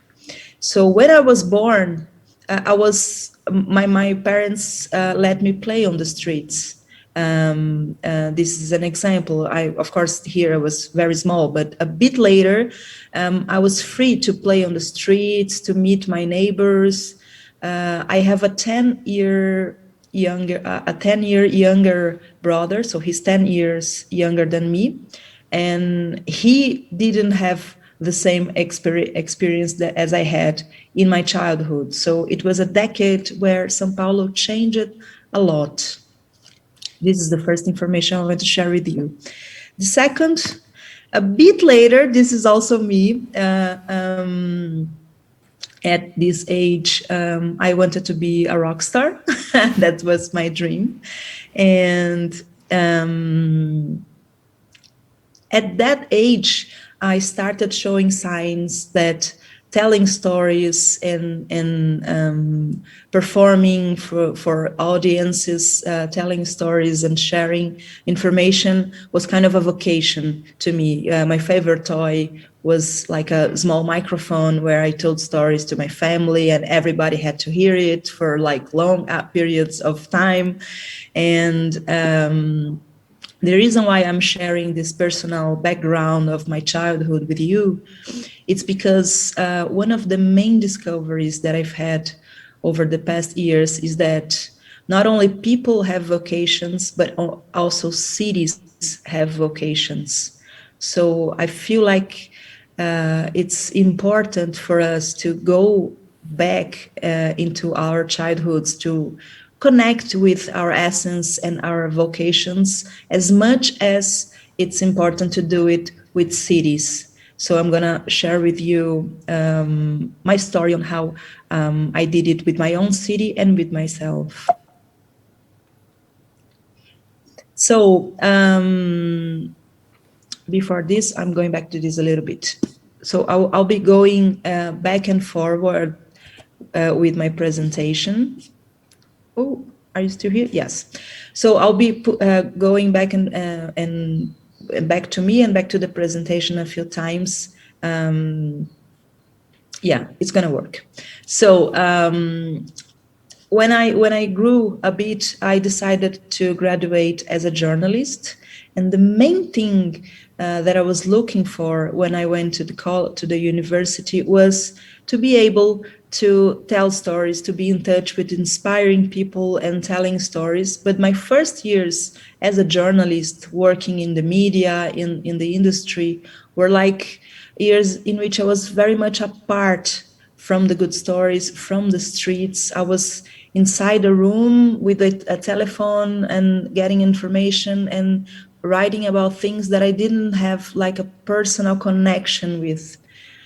And then I started getting really, really sick at the age of 24 years old.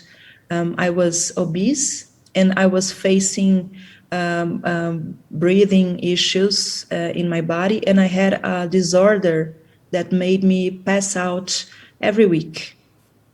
So it was a very hard moment in my personal story, and this reflects a lot what was the lifestyle in São Paulo, and actually what is the lifestyle in São Paulo nowadays. You must know that São Paulo is the most anxious city in the world per capita, and at the same time it's one of the cities with more mental disorders in the world. So it's a city that provides a very stressful lifestyle, and I was living this, and it's so strong when a city provides this kind of lifestyle to us that we start believing that there's no other way of living. So I was working in that closed place, in a very terrible approach to myself, bad health and everything. And then one day a friend of mine came to my house. She was riding a bike and she was super happy and super healthy and super smiling. And I said, okay, maybe I should try riding a bike to my work. And when I did it, everything changed, because it was like a whole city that I was not being able to see was revealed to me, and great stories and great interactions and great things started to happen. And then I decided to write about urban life, about urban mobility, about public spaces. And I started working as a freelancer. I quit my job. And a few years later than that, I got in touch with Jan Gehl's work. I saw that he had this book called Cities for People. And the first line of the book was that we know everything about all the mammals in the world except Homo sapiens. And we do not think about it when we shape cities. So I was like, oh my God, he got it. Like, I need to meet him and I need to research on that. I was super touched by this information. And at the same time, it was like a new window of possibilities was opening about my own life. I could live a different life, you see? So I decided to create a project with which I would travel around 12 cities in the world, cities that would be models for Sao Paulo and for Latin context cities. And I would live for a month in each of those 12 cities, in Europe and North America and Latin America. And then I would write about it and hopefully provide good solutions to our Brazilian cities. But when I decided to do it, I couldn't find funding to be able to do this trip and to make this investigation project. At the same time, I discovered that the first Brazilian crowdfunding platform would be launched. I got in touch with the two young guys who would launch it. And we decided that my project would be the first one to be launched in this platform. So I've had like the first Brazilian crowdfunded project. And thanks to the internet and to social media and to the possibilities of showing my work to the world that wouldn't exist if I was like 10 years older. If I had started this 5 years before, I wouldn't have this opportunity to do it. So in 2011, it was when I was able to raise funding through crowdfunding. I'm going back to the presentation. And so this is how my project looked like in this platform. So I raised the funding and I went into the world, to the strip, to try to research urban life, urban innovation.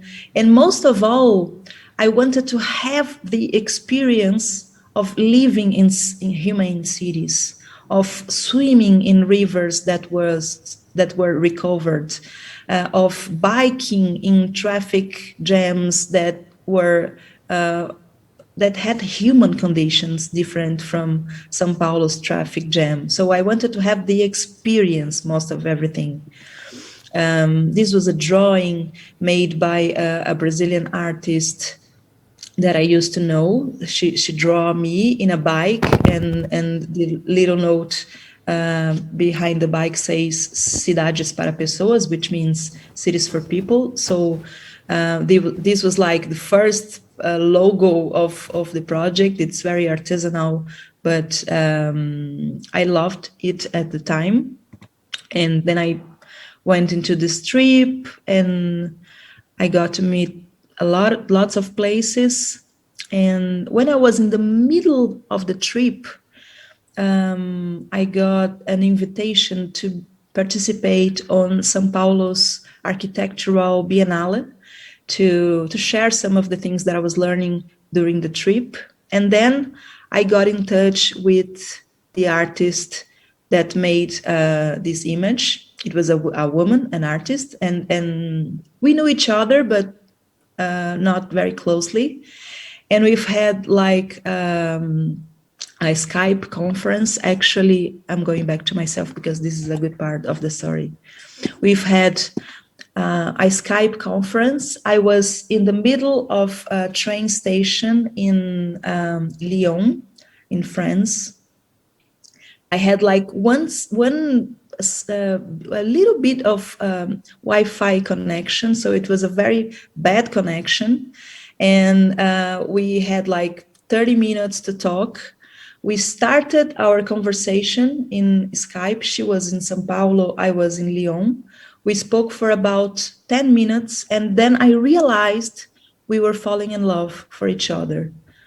And I was like, okay, I'm doing the most important and greatest project of my life. I'm in Europe right now. What do I do with it? I mean, how do I deal with it? And then we were like thousands of kilometers apart from each other. We've had this conversation because I was inviting her to be part of the Biennale with me because she was an artist. I'm a journalist. I wouldn't know what to present in a Biennale, so I invited her to be there with me, and we started working together in this project. And then I've had the information that the Biennale was providing me a ticket to go back to Brazil to be in the event and then to go back to my trip. So then I would meet her. And I came to Brazil. We performed at the Biennale. We met, and in about, I don't know, 1 month, we were married, basically. And we got married.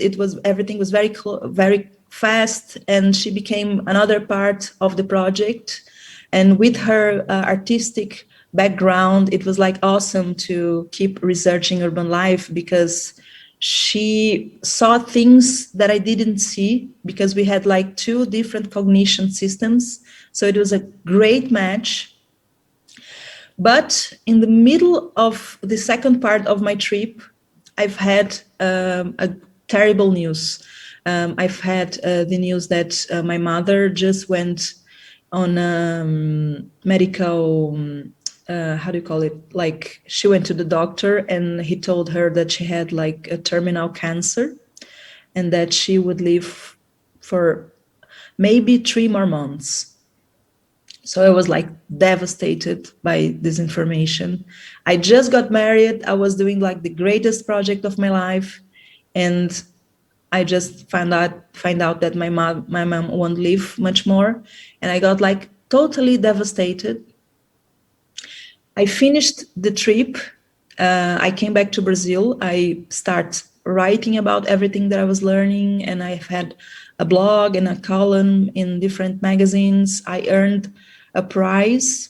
Actually, I earned a few prizes as an urban journalist. My mom started her treatment, a few years treating herself. She lived more than 3 months. And it was a very hard moment because there was a lot of emotions going out inside of me. I was excited, worried, sad and happy, euphoric and frustrated at the same time. And in this moment, I started realizing that the more my ability to feel was increased, the more accurate I was to perceive the urban environment, the more sensitive I was to the reality and to the way I was narrating it and to the way I was working with everyone that was hiring me to understand better the complex connections in urban life. So it was a hard way to learn it, but I did learn that opening these feeling channels in our inner world was a good way to actually work with cities. So going back to the presentation, this is one of the pictures that we had of the Biennale exhibit that me and Juliana did together. So it's a map of São Paulo with some of the finest, the greatest ideas that I had investigated during my trip applied to São Paulo. So a clean river, cycle paths, public spaces, and many other things. And it's interesting because many of the things that we draw in this map actually happened in São Paulo a few years later, although we are not directly involved in those changes. We feel like the inspirations we could provide with this art piece. I became a lecturer and I gave lectures in all of the states of Brazil. And I worked as a consultant, inspiring many projects in real estate market, in the automobile industry, and in many universities as well. This is a tournament that I developed for Buenos Aires municipality. They wanted to understand the concept of human scale and how to train their perception of human scale in practical terms in the urban environment. So we developed a whole training of perception with games and many things that happen on the public spaces. And the quality of the projects that they presented after this training is amazing. The work that Buenos Aires municipality is making is amazing. So this is a picture of three employees of the municipality. They were like playing a game and discovering like the urban treasures.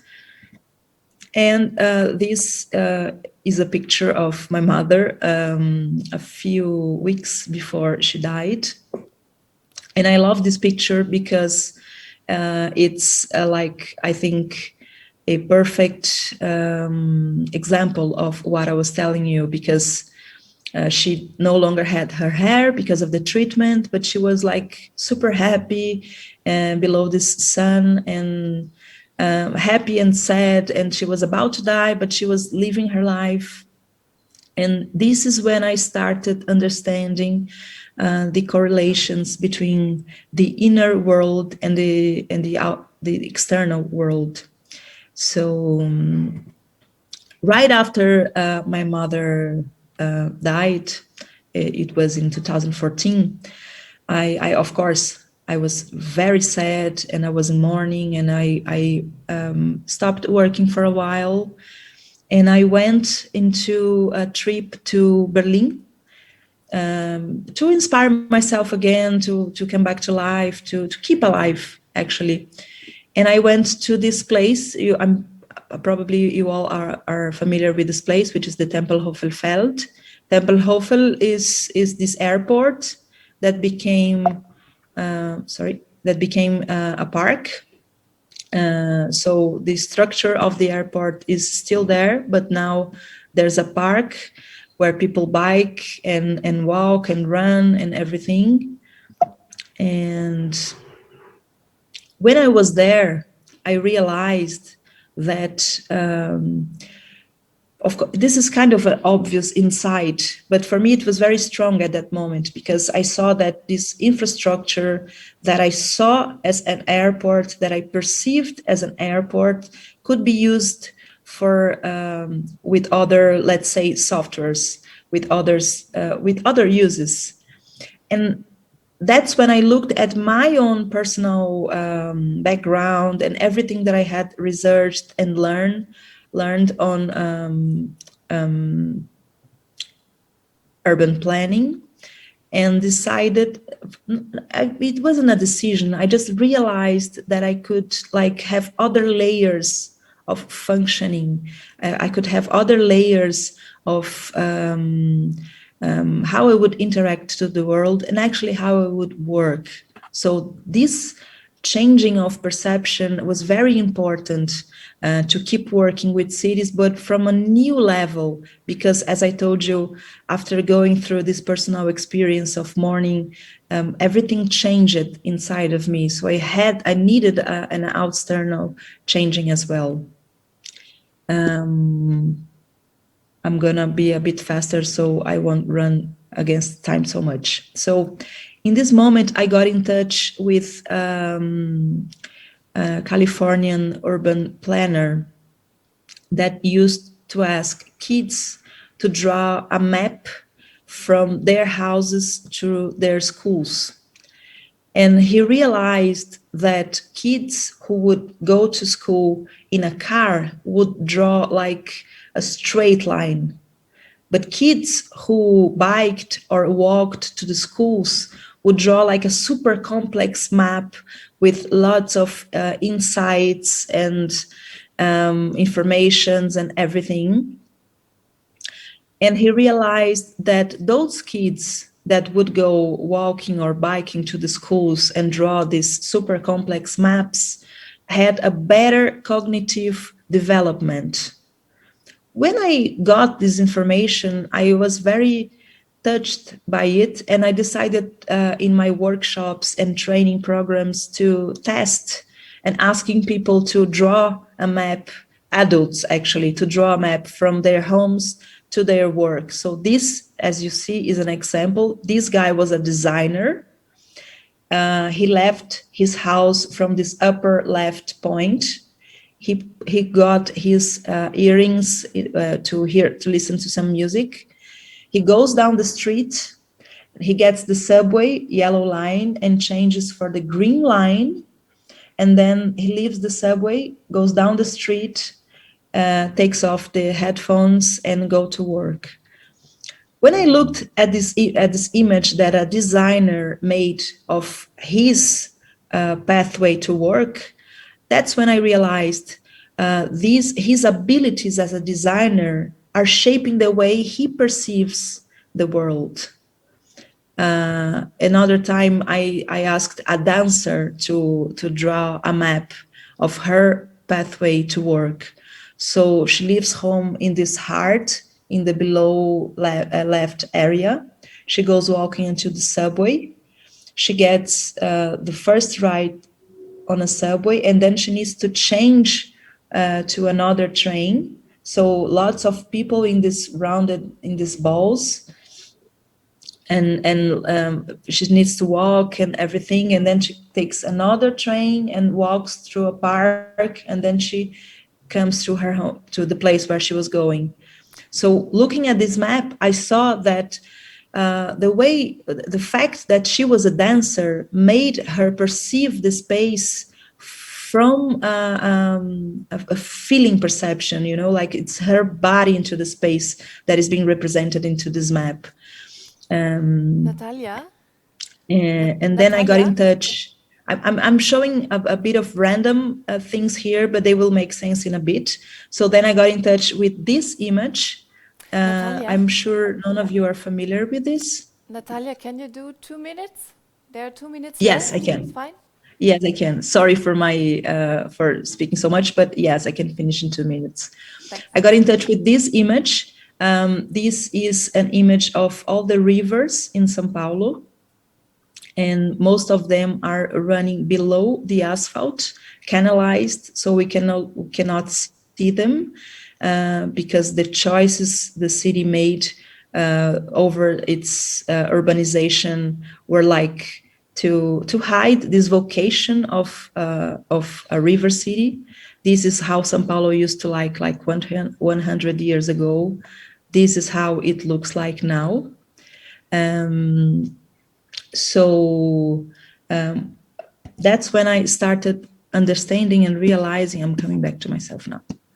That's when I started understanding and realizing that, as I told you, the cities have their vocations as people have their vocations. So when we repress those vocations in ourselves or in cities, it's like we are stopping them to become alive, to be themselves. So I came from a city that is not being itself, which is Sao Paulo. It's like a very repressed and super stressful, and I'm sure you are familiar with how Sao Paulo looks like. And this awakening that I lived in my personal life, it was like very important to be able to look at the city with an optimistic point of view. So just to finish now, I just wanted to share that I'm working with trainments for architect and urbanism students that provide those correlations between the inner world and how we perceive reality and the urban environment. And I feel like we need to be able to connect those two worlds in order to shape better cities. So sorry for a bit messy, but I hope you were able to understand me and to follow me. And maybe you have some questions or would like to ask something. I'm all yours. Yeah, thanks a lot, Natalia. Thank you very much also for your very personal insights. And yes, of course, our students here prepared questions and they're researching a lot on Sao Paulo. Ian, do you want to... No, actually, I present first the students. So I would like to highlight here Tamara Bauer, Lilian Kriechbaum, and Paul Papaleka. So please, I would like to ask you to demute your microphone. And while you're doing so, Ian, please, can you let us know, or can you make a short status quo about the project from the students, please? Sorry, I have to unmute myself. Yeah, the students are taking a very sensitive take on Sao Paulo. They're trying to first work out a robust theoretical and a very sensitive theoretical framework to look at basically three phenomena. What is happening with the protest culture? This is their main focus. And how is the protest culture shifting from the physical space of the streets to the digital space? The second thing that they're looking into is public culture, because public culture, there are some wonderful places there, like the CESC in Sao Paulo, which is a communal space, extremely inclusive, and in times of the pandemic, the close down forced them to move into digital space. So they're looking into how are these cultural public spaces being reproduced in digital space.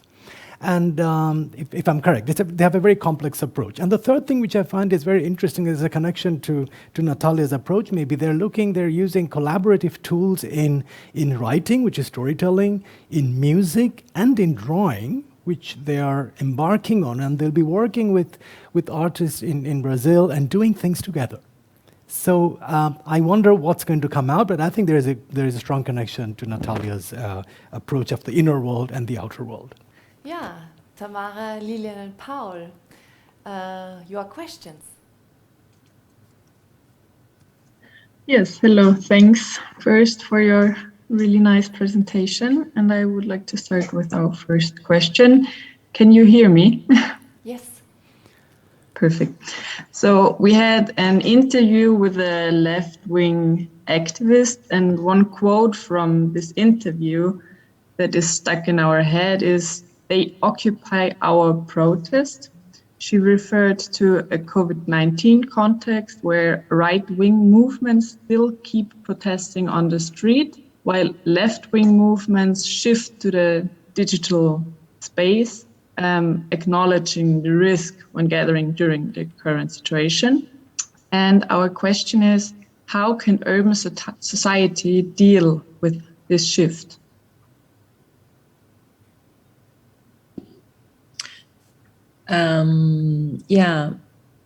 I feel like protesting culture was a major part of urban shaping in at least the past 7 or 8 years. you must be familiar with 2013 protests in Brazil that we've had. At that time, we had already seen this shift going on. The protests started in a very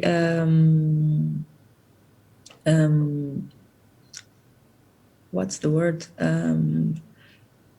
You could say left, but like they were like proposing innovation. They were like proposing better conditions, better laws, better ways of dealing with urban mobility. They were pursuing a better future. The first protests that were like mainly on media. Then already in 2013, we saw a very conservative wave occupying streets. And we saw like terrible things, like, for example, a movement against the Black people and the anti-racism movements, like burning the anti-racism flag. So a super racist group of people occupying streets, people that were demanding the coming back of military dictatorship already in 2013. So this kind of struggle between right and left, but mainly between, I would say, a better and a worse future, because this is what it is. This struggle has been going on for a long time. And in the COVID, I think it got even worse, because now we have a huge group of Brazilians negating the virus and not pretending, but like holding this narrative that it's okay to go out on the streets and to protest and everything. And of course, there are a lot going on the media, and those narratives are becoming stronger and stronger. So I don't know the answer. How do we deal with this shift? I think one of the pathways is to talk about it, is to look at it, is to observe it, and to understand the fragility of those narratives. Because if you look in a rational, centered point of view, you see that they're not fulfilled with truth information and with the truth itself. So I feel like I thought a lot about this question. How can we deal with this shift? And the honest answer is this: I actually don't know, but I feel like we are being pushed to change many things. One of them, of course, is the urban environment. We're kind of obligated to do it nowadays because our routines and the way we live our lives radically changed.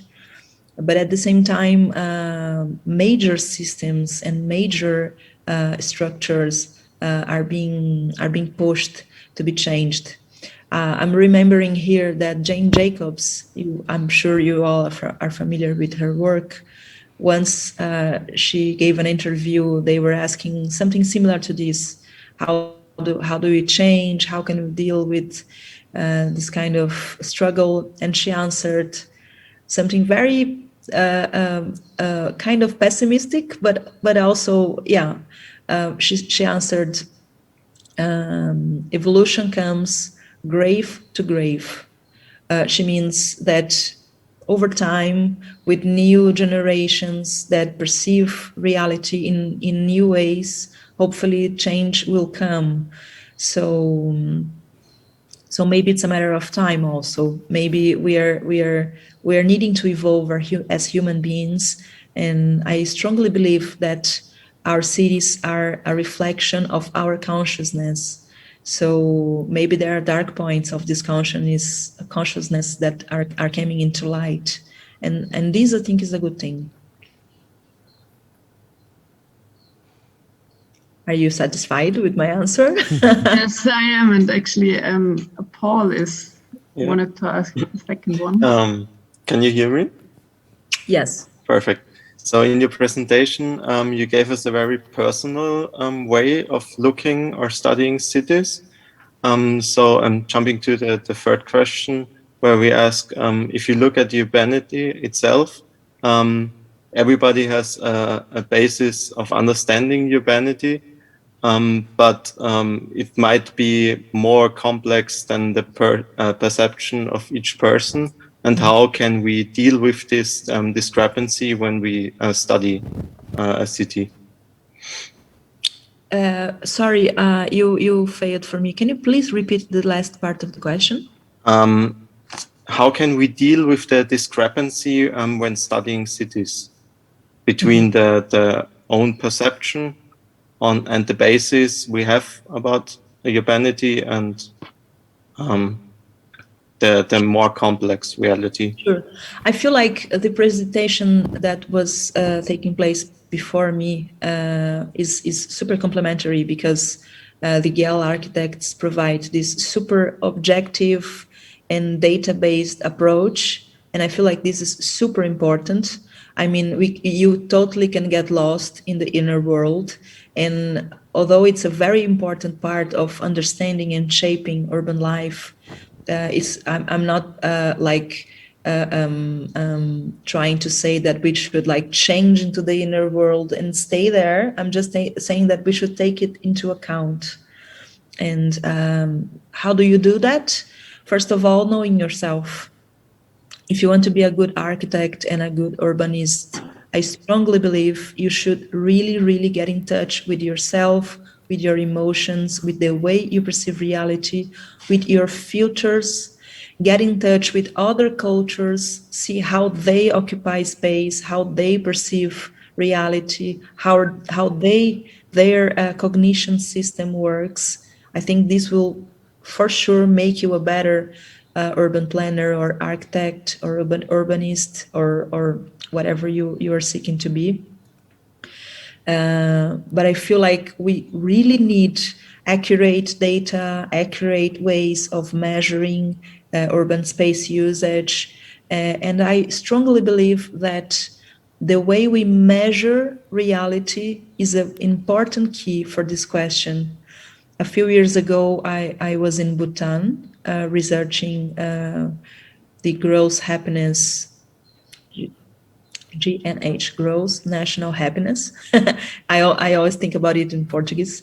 I'm not sure if you are familiar with it. You know about Bhutan's initiative of measuring happiness as a new data to like guide all the political decisions in the country. So I was there, and I saw that this index is actually a reflection of a much deeper culture, super rooted in altruism, in compassion, in really worriment about human being, about the human race.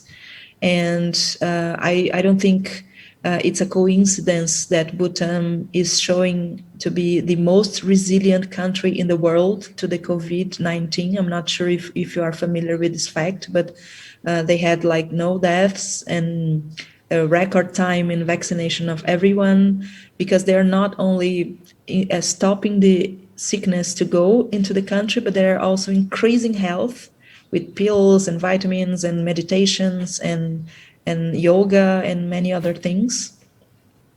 I'm telling you this because I really feel like the way we measure reality actually shapes reality.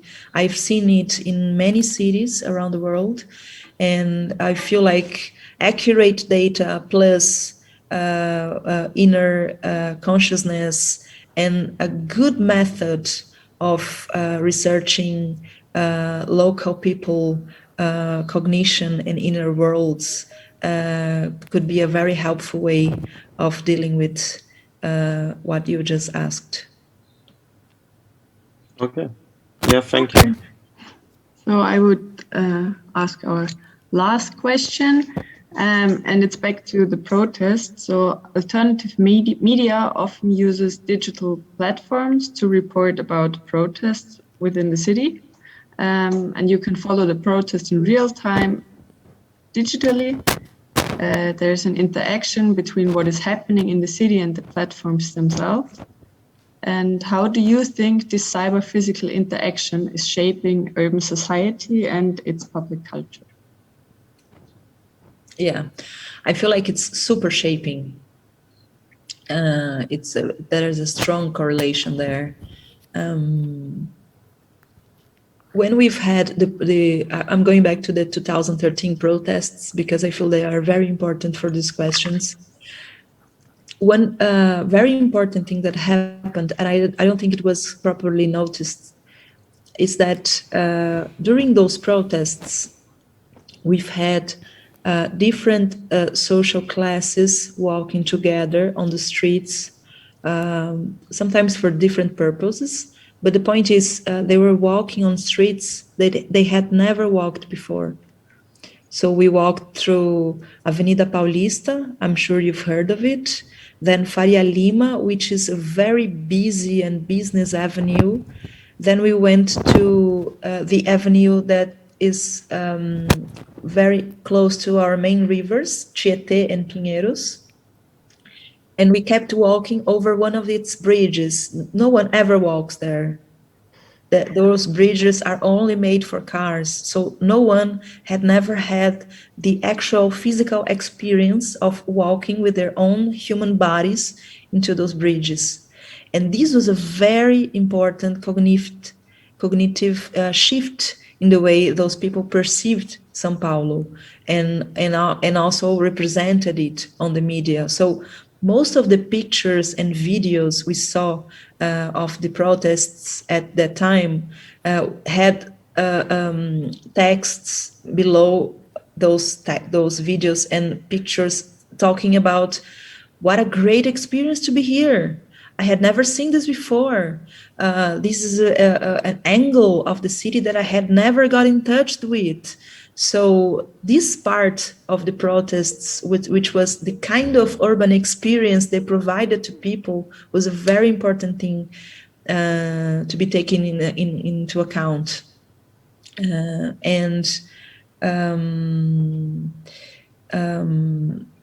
I just forgot the other thing I was going to say. Could you please repeat the question? Because I had another thing in mind that I just lost. Please, can you help? How do you think the cyber-physical interaction is shaping urban society and its public culture? Yes, so I think this is an important part of it. And the other thing is that I feel the cyberspace, even before pandemics, actually much before, we are changing the way we interact between humans. There's a good and a bad side of it, but there's a shift on it. And one of the things that is happening is that now you can get in touch with people that have the same interests as you anywhere in the world. So when I did that trip that I told you guys about to research cities for people, I could get in touch with activists and architects and anyone that could interest me in previously before I went to those cities. And I just had like a network waiting for me when I got to these places, a network of people with similar interests as me, which is a great thing. But at the same time, this was the beginning of the bubbles formation, the bubbles of the kind of islands where you get kind of isolated from diversity. And I think this is a very dangerous place also, impact of these cyber correlations. And I feel like this is kind of a reflection of urban environment also, because we also, especially in Latin contexts, create urban spaces that create islands of interests with lack of diversity. We are experiencing an increasing lack of diversity in public and semi-public spaces. We talk a lot about semi-public spaces in Latin America. I'm not sure if you guys share the same naming to this kind of structures, but I'm sure you know what I mean about it. So I feel like, in one hand, we are aware of how much we are social beings and we need to be in touch with other humans. But in the other hand, we are kind of creating isolation and lack of diversity. And this is a huge problem to be approached. So I think this is an important part to be researched on this interaction. Thank you so much. Thank you. Thank you also. Thank you very much. Also from our side, yeah, maybe making a small recap. I mean, I made my notes. For me, the recap would be, so it was today when we were traveling actually to Tallinn. We were very much focusing on some kind of like governmental level and how much like participation in order to have a better understanding of what does it mean, a better living together, if it's the physical, if it's the virtual, the digital space, let's say. So what does it actually mean to participate? That very much also Veronika was talking about, but also Fabian. Then this kind of going back to this kind of local challenges that we had, especially also focusing with Lieselot telling us what this kind of locality actually means, and like going from the big data, that's going back to the thick data, and then going to this very kind of personal level that Natalia was focusing on, this kind of me data, this kind of, okay, when is it actually possible that I can participate, that I can actually, so I have to understand also myself a little bit better to say, okay, we need this and this in our city and in our environment. Is it physical or digital? I think this was a very interesting line that developed over the day. And are you interested, or do you want to maybe make a personal sum up, Ian? Maybe, am I on or? Yeah. What I think, what is so wonderful about this setting is that we had within 3 hours 3 extremely different angles. And so on the one hand, we have a very similar technology, which is the internet. But at the same time, we have such different approaches, cultural approaches, and also the appropriation of technology in localities like Sao Paulo may be different than Rio even, or even within Sao Paulo, there may be different approaches. So I think we have this really, really exciting moment where we all are collaborating in creating our own future. And the images of the future is going to be, I think, absolutely important now, because our policy makers and politicians do not really have images of the future. And this is what we are creating here. And this is also probably the work of the students with their wonderful approaches. They're actually looking into what's happening now, but at the same time, the possibilities of a better future. Mm-hmm. And this really excites me a lot to even work further. And also, Natalia's approach, the inner world and the outer world, and I think we are moving into very, very multi-level spaces. So it's not just cyber-physical. There is inner world, outer world, social. So we're going to have very, very complex, we need a very complex understanding of spaces in the future. Very exciting. Yeah, we want to thank everybody who participated today, and we can look very much forward also to our next session that we will have. We will travel to Tokyo, Nicosia, Singapore, and Quito, and hopefully you are joining us on our field trips that we do actually simultaneously to all these cities and places. Thank you for being part of it, and looking forward to the next session. Thank you. Thank you, participants. Thank you. Thank you very much. And also to you, dear students. It's really great. Also your questions. Thanks. Bye-bye and see you. See you. Ciao, ciao. Yeah. This is so strange, like this virtual space. Are we out? Yeah.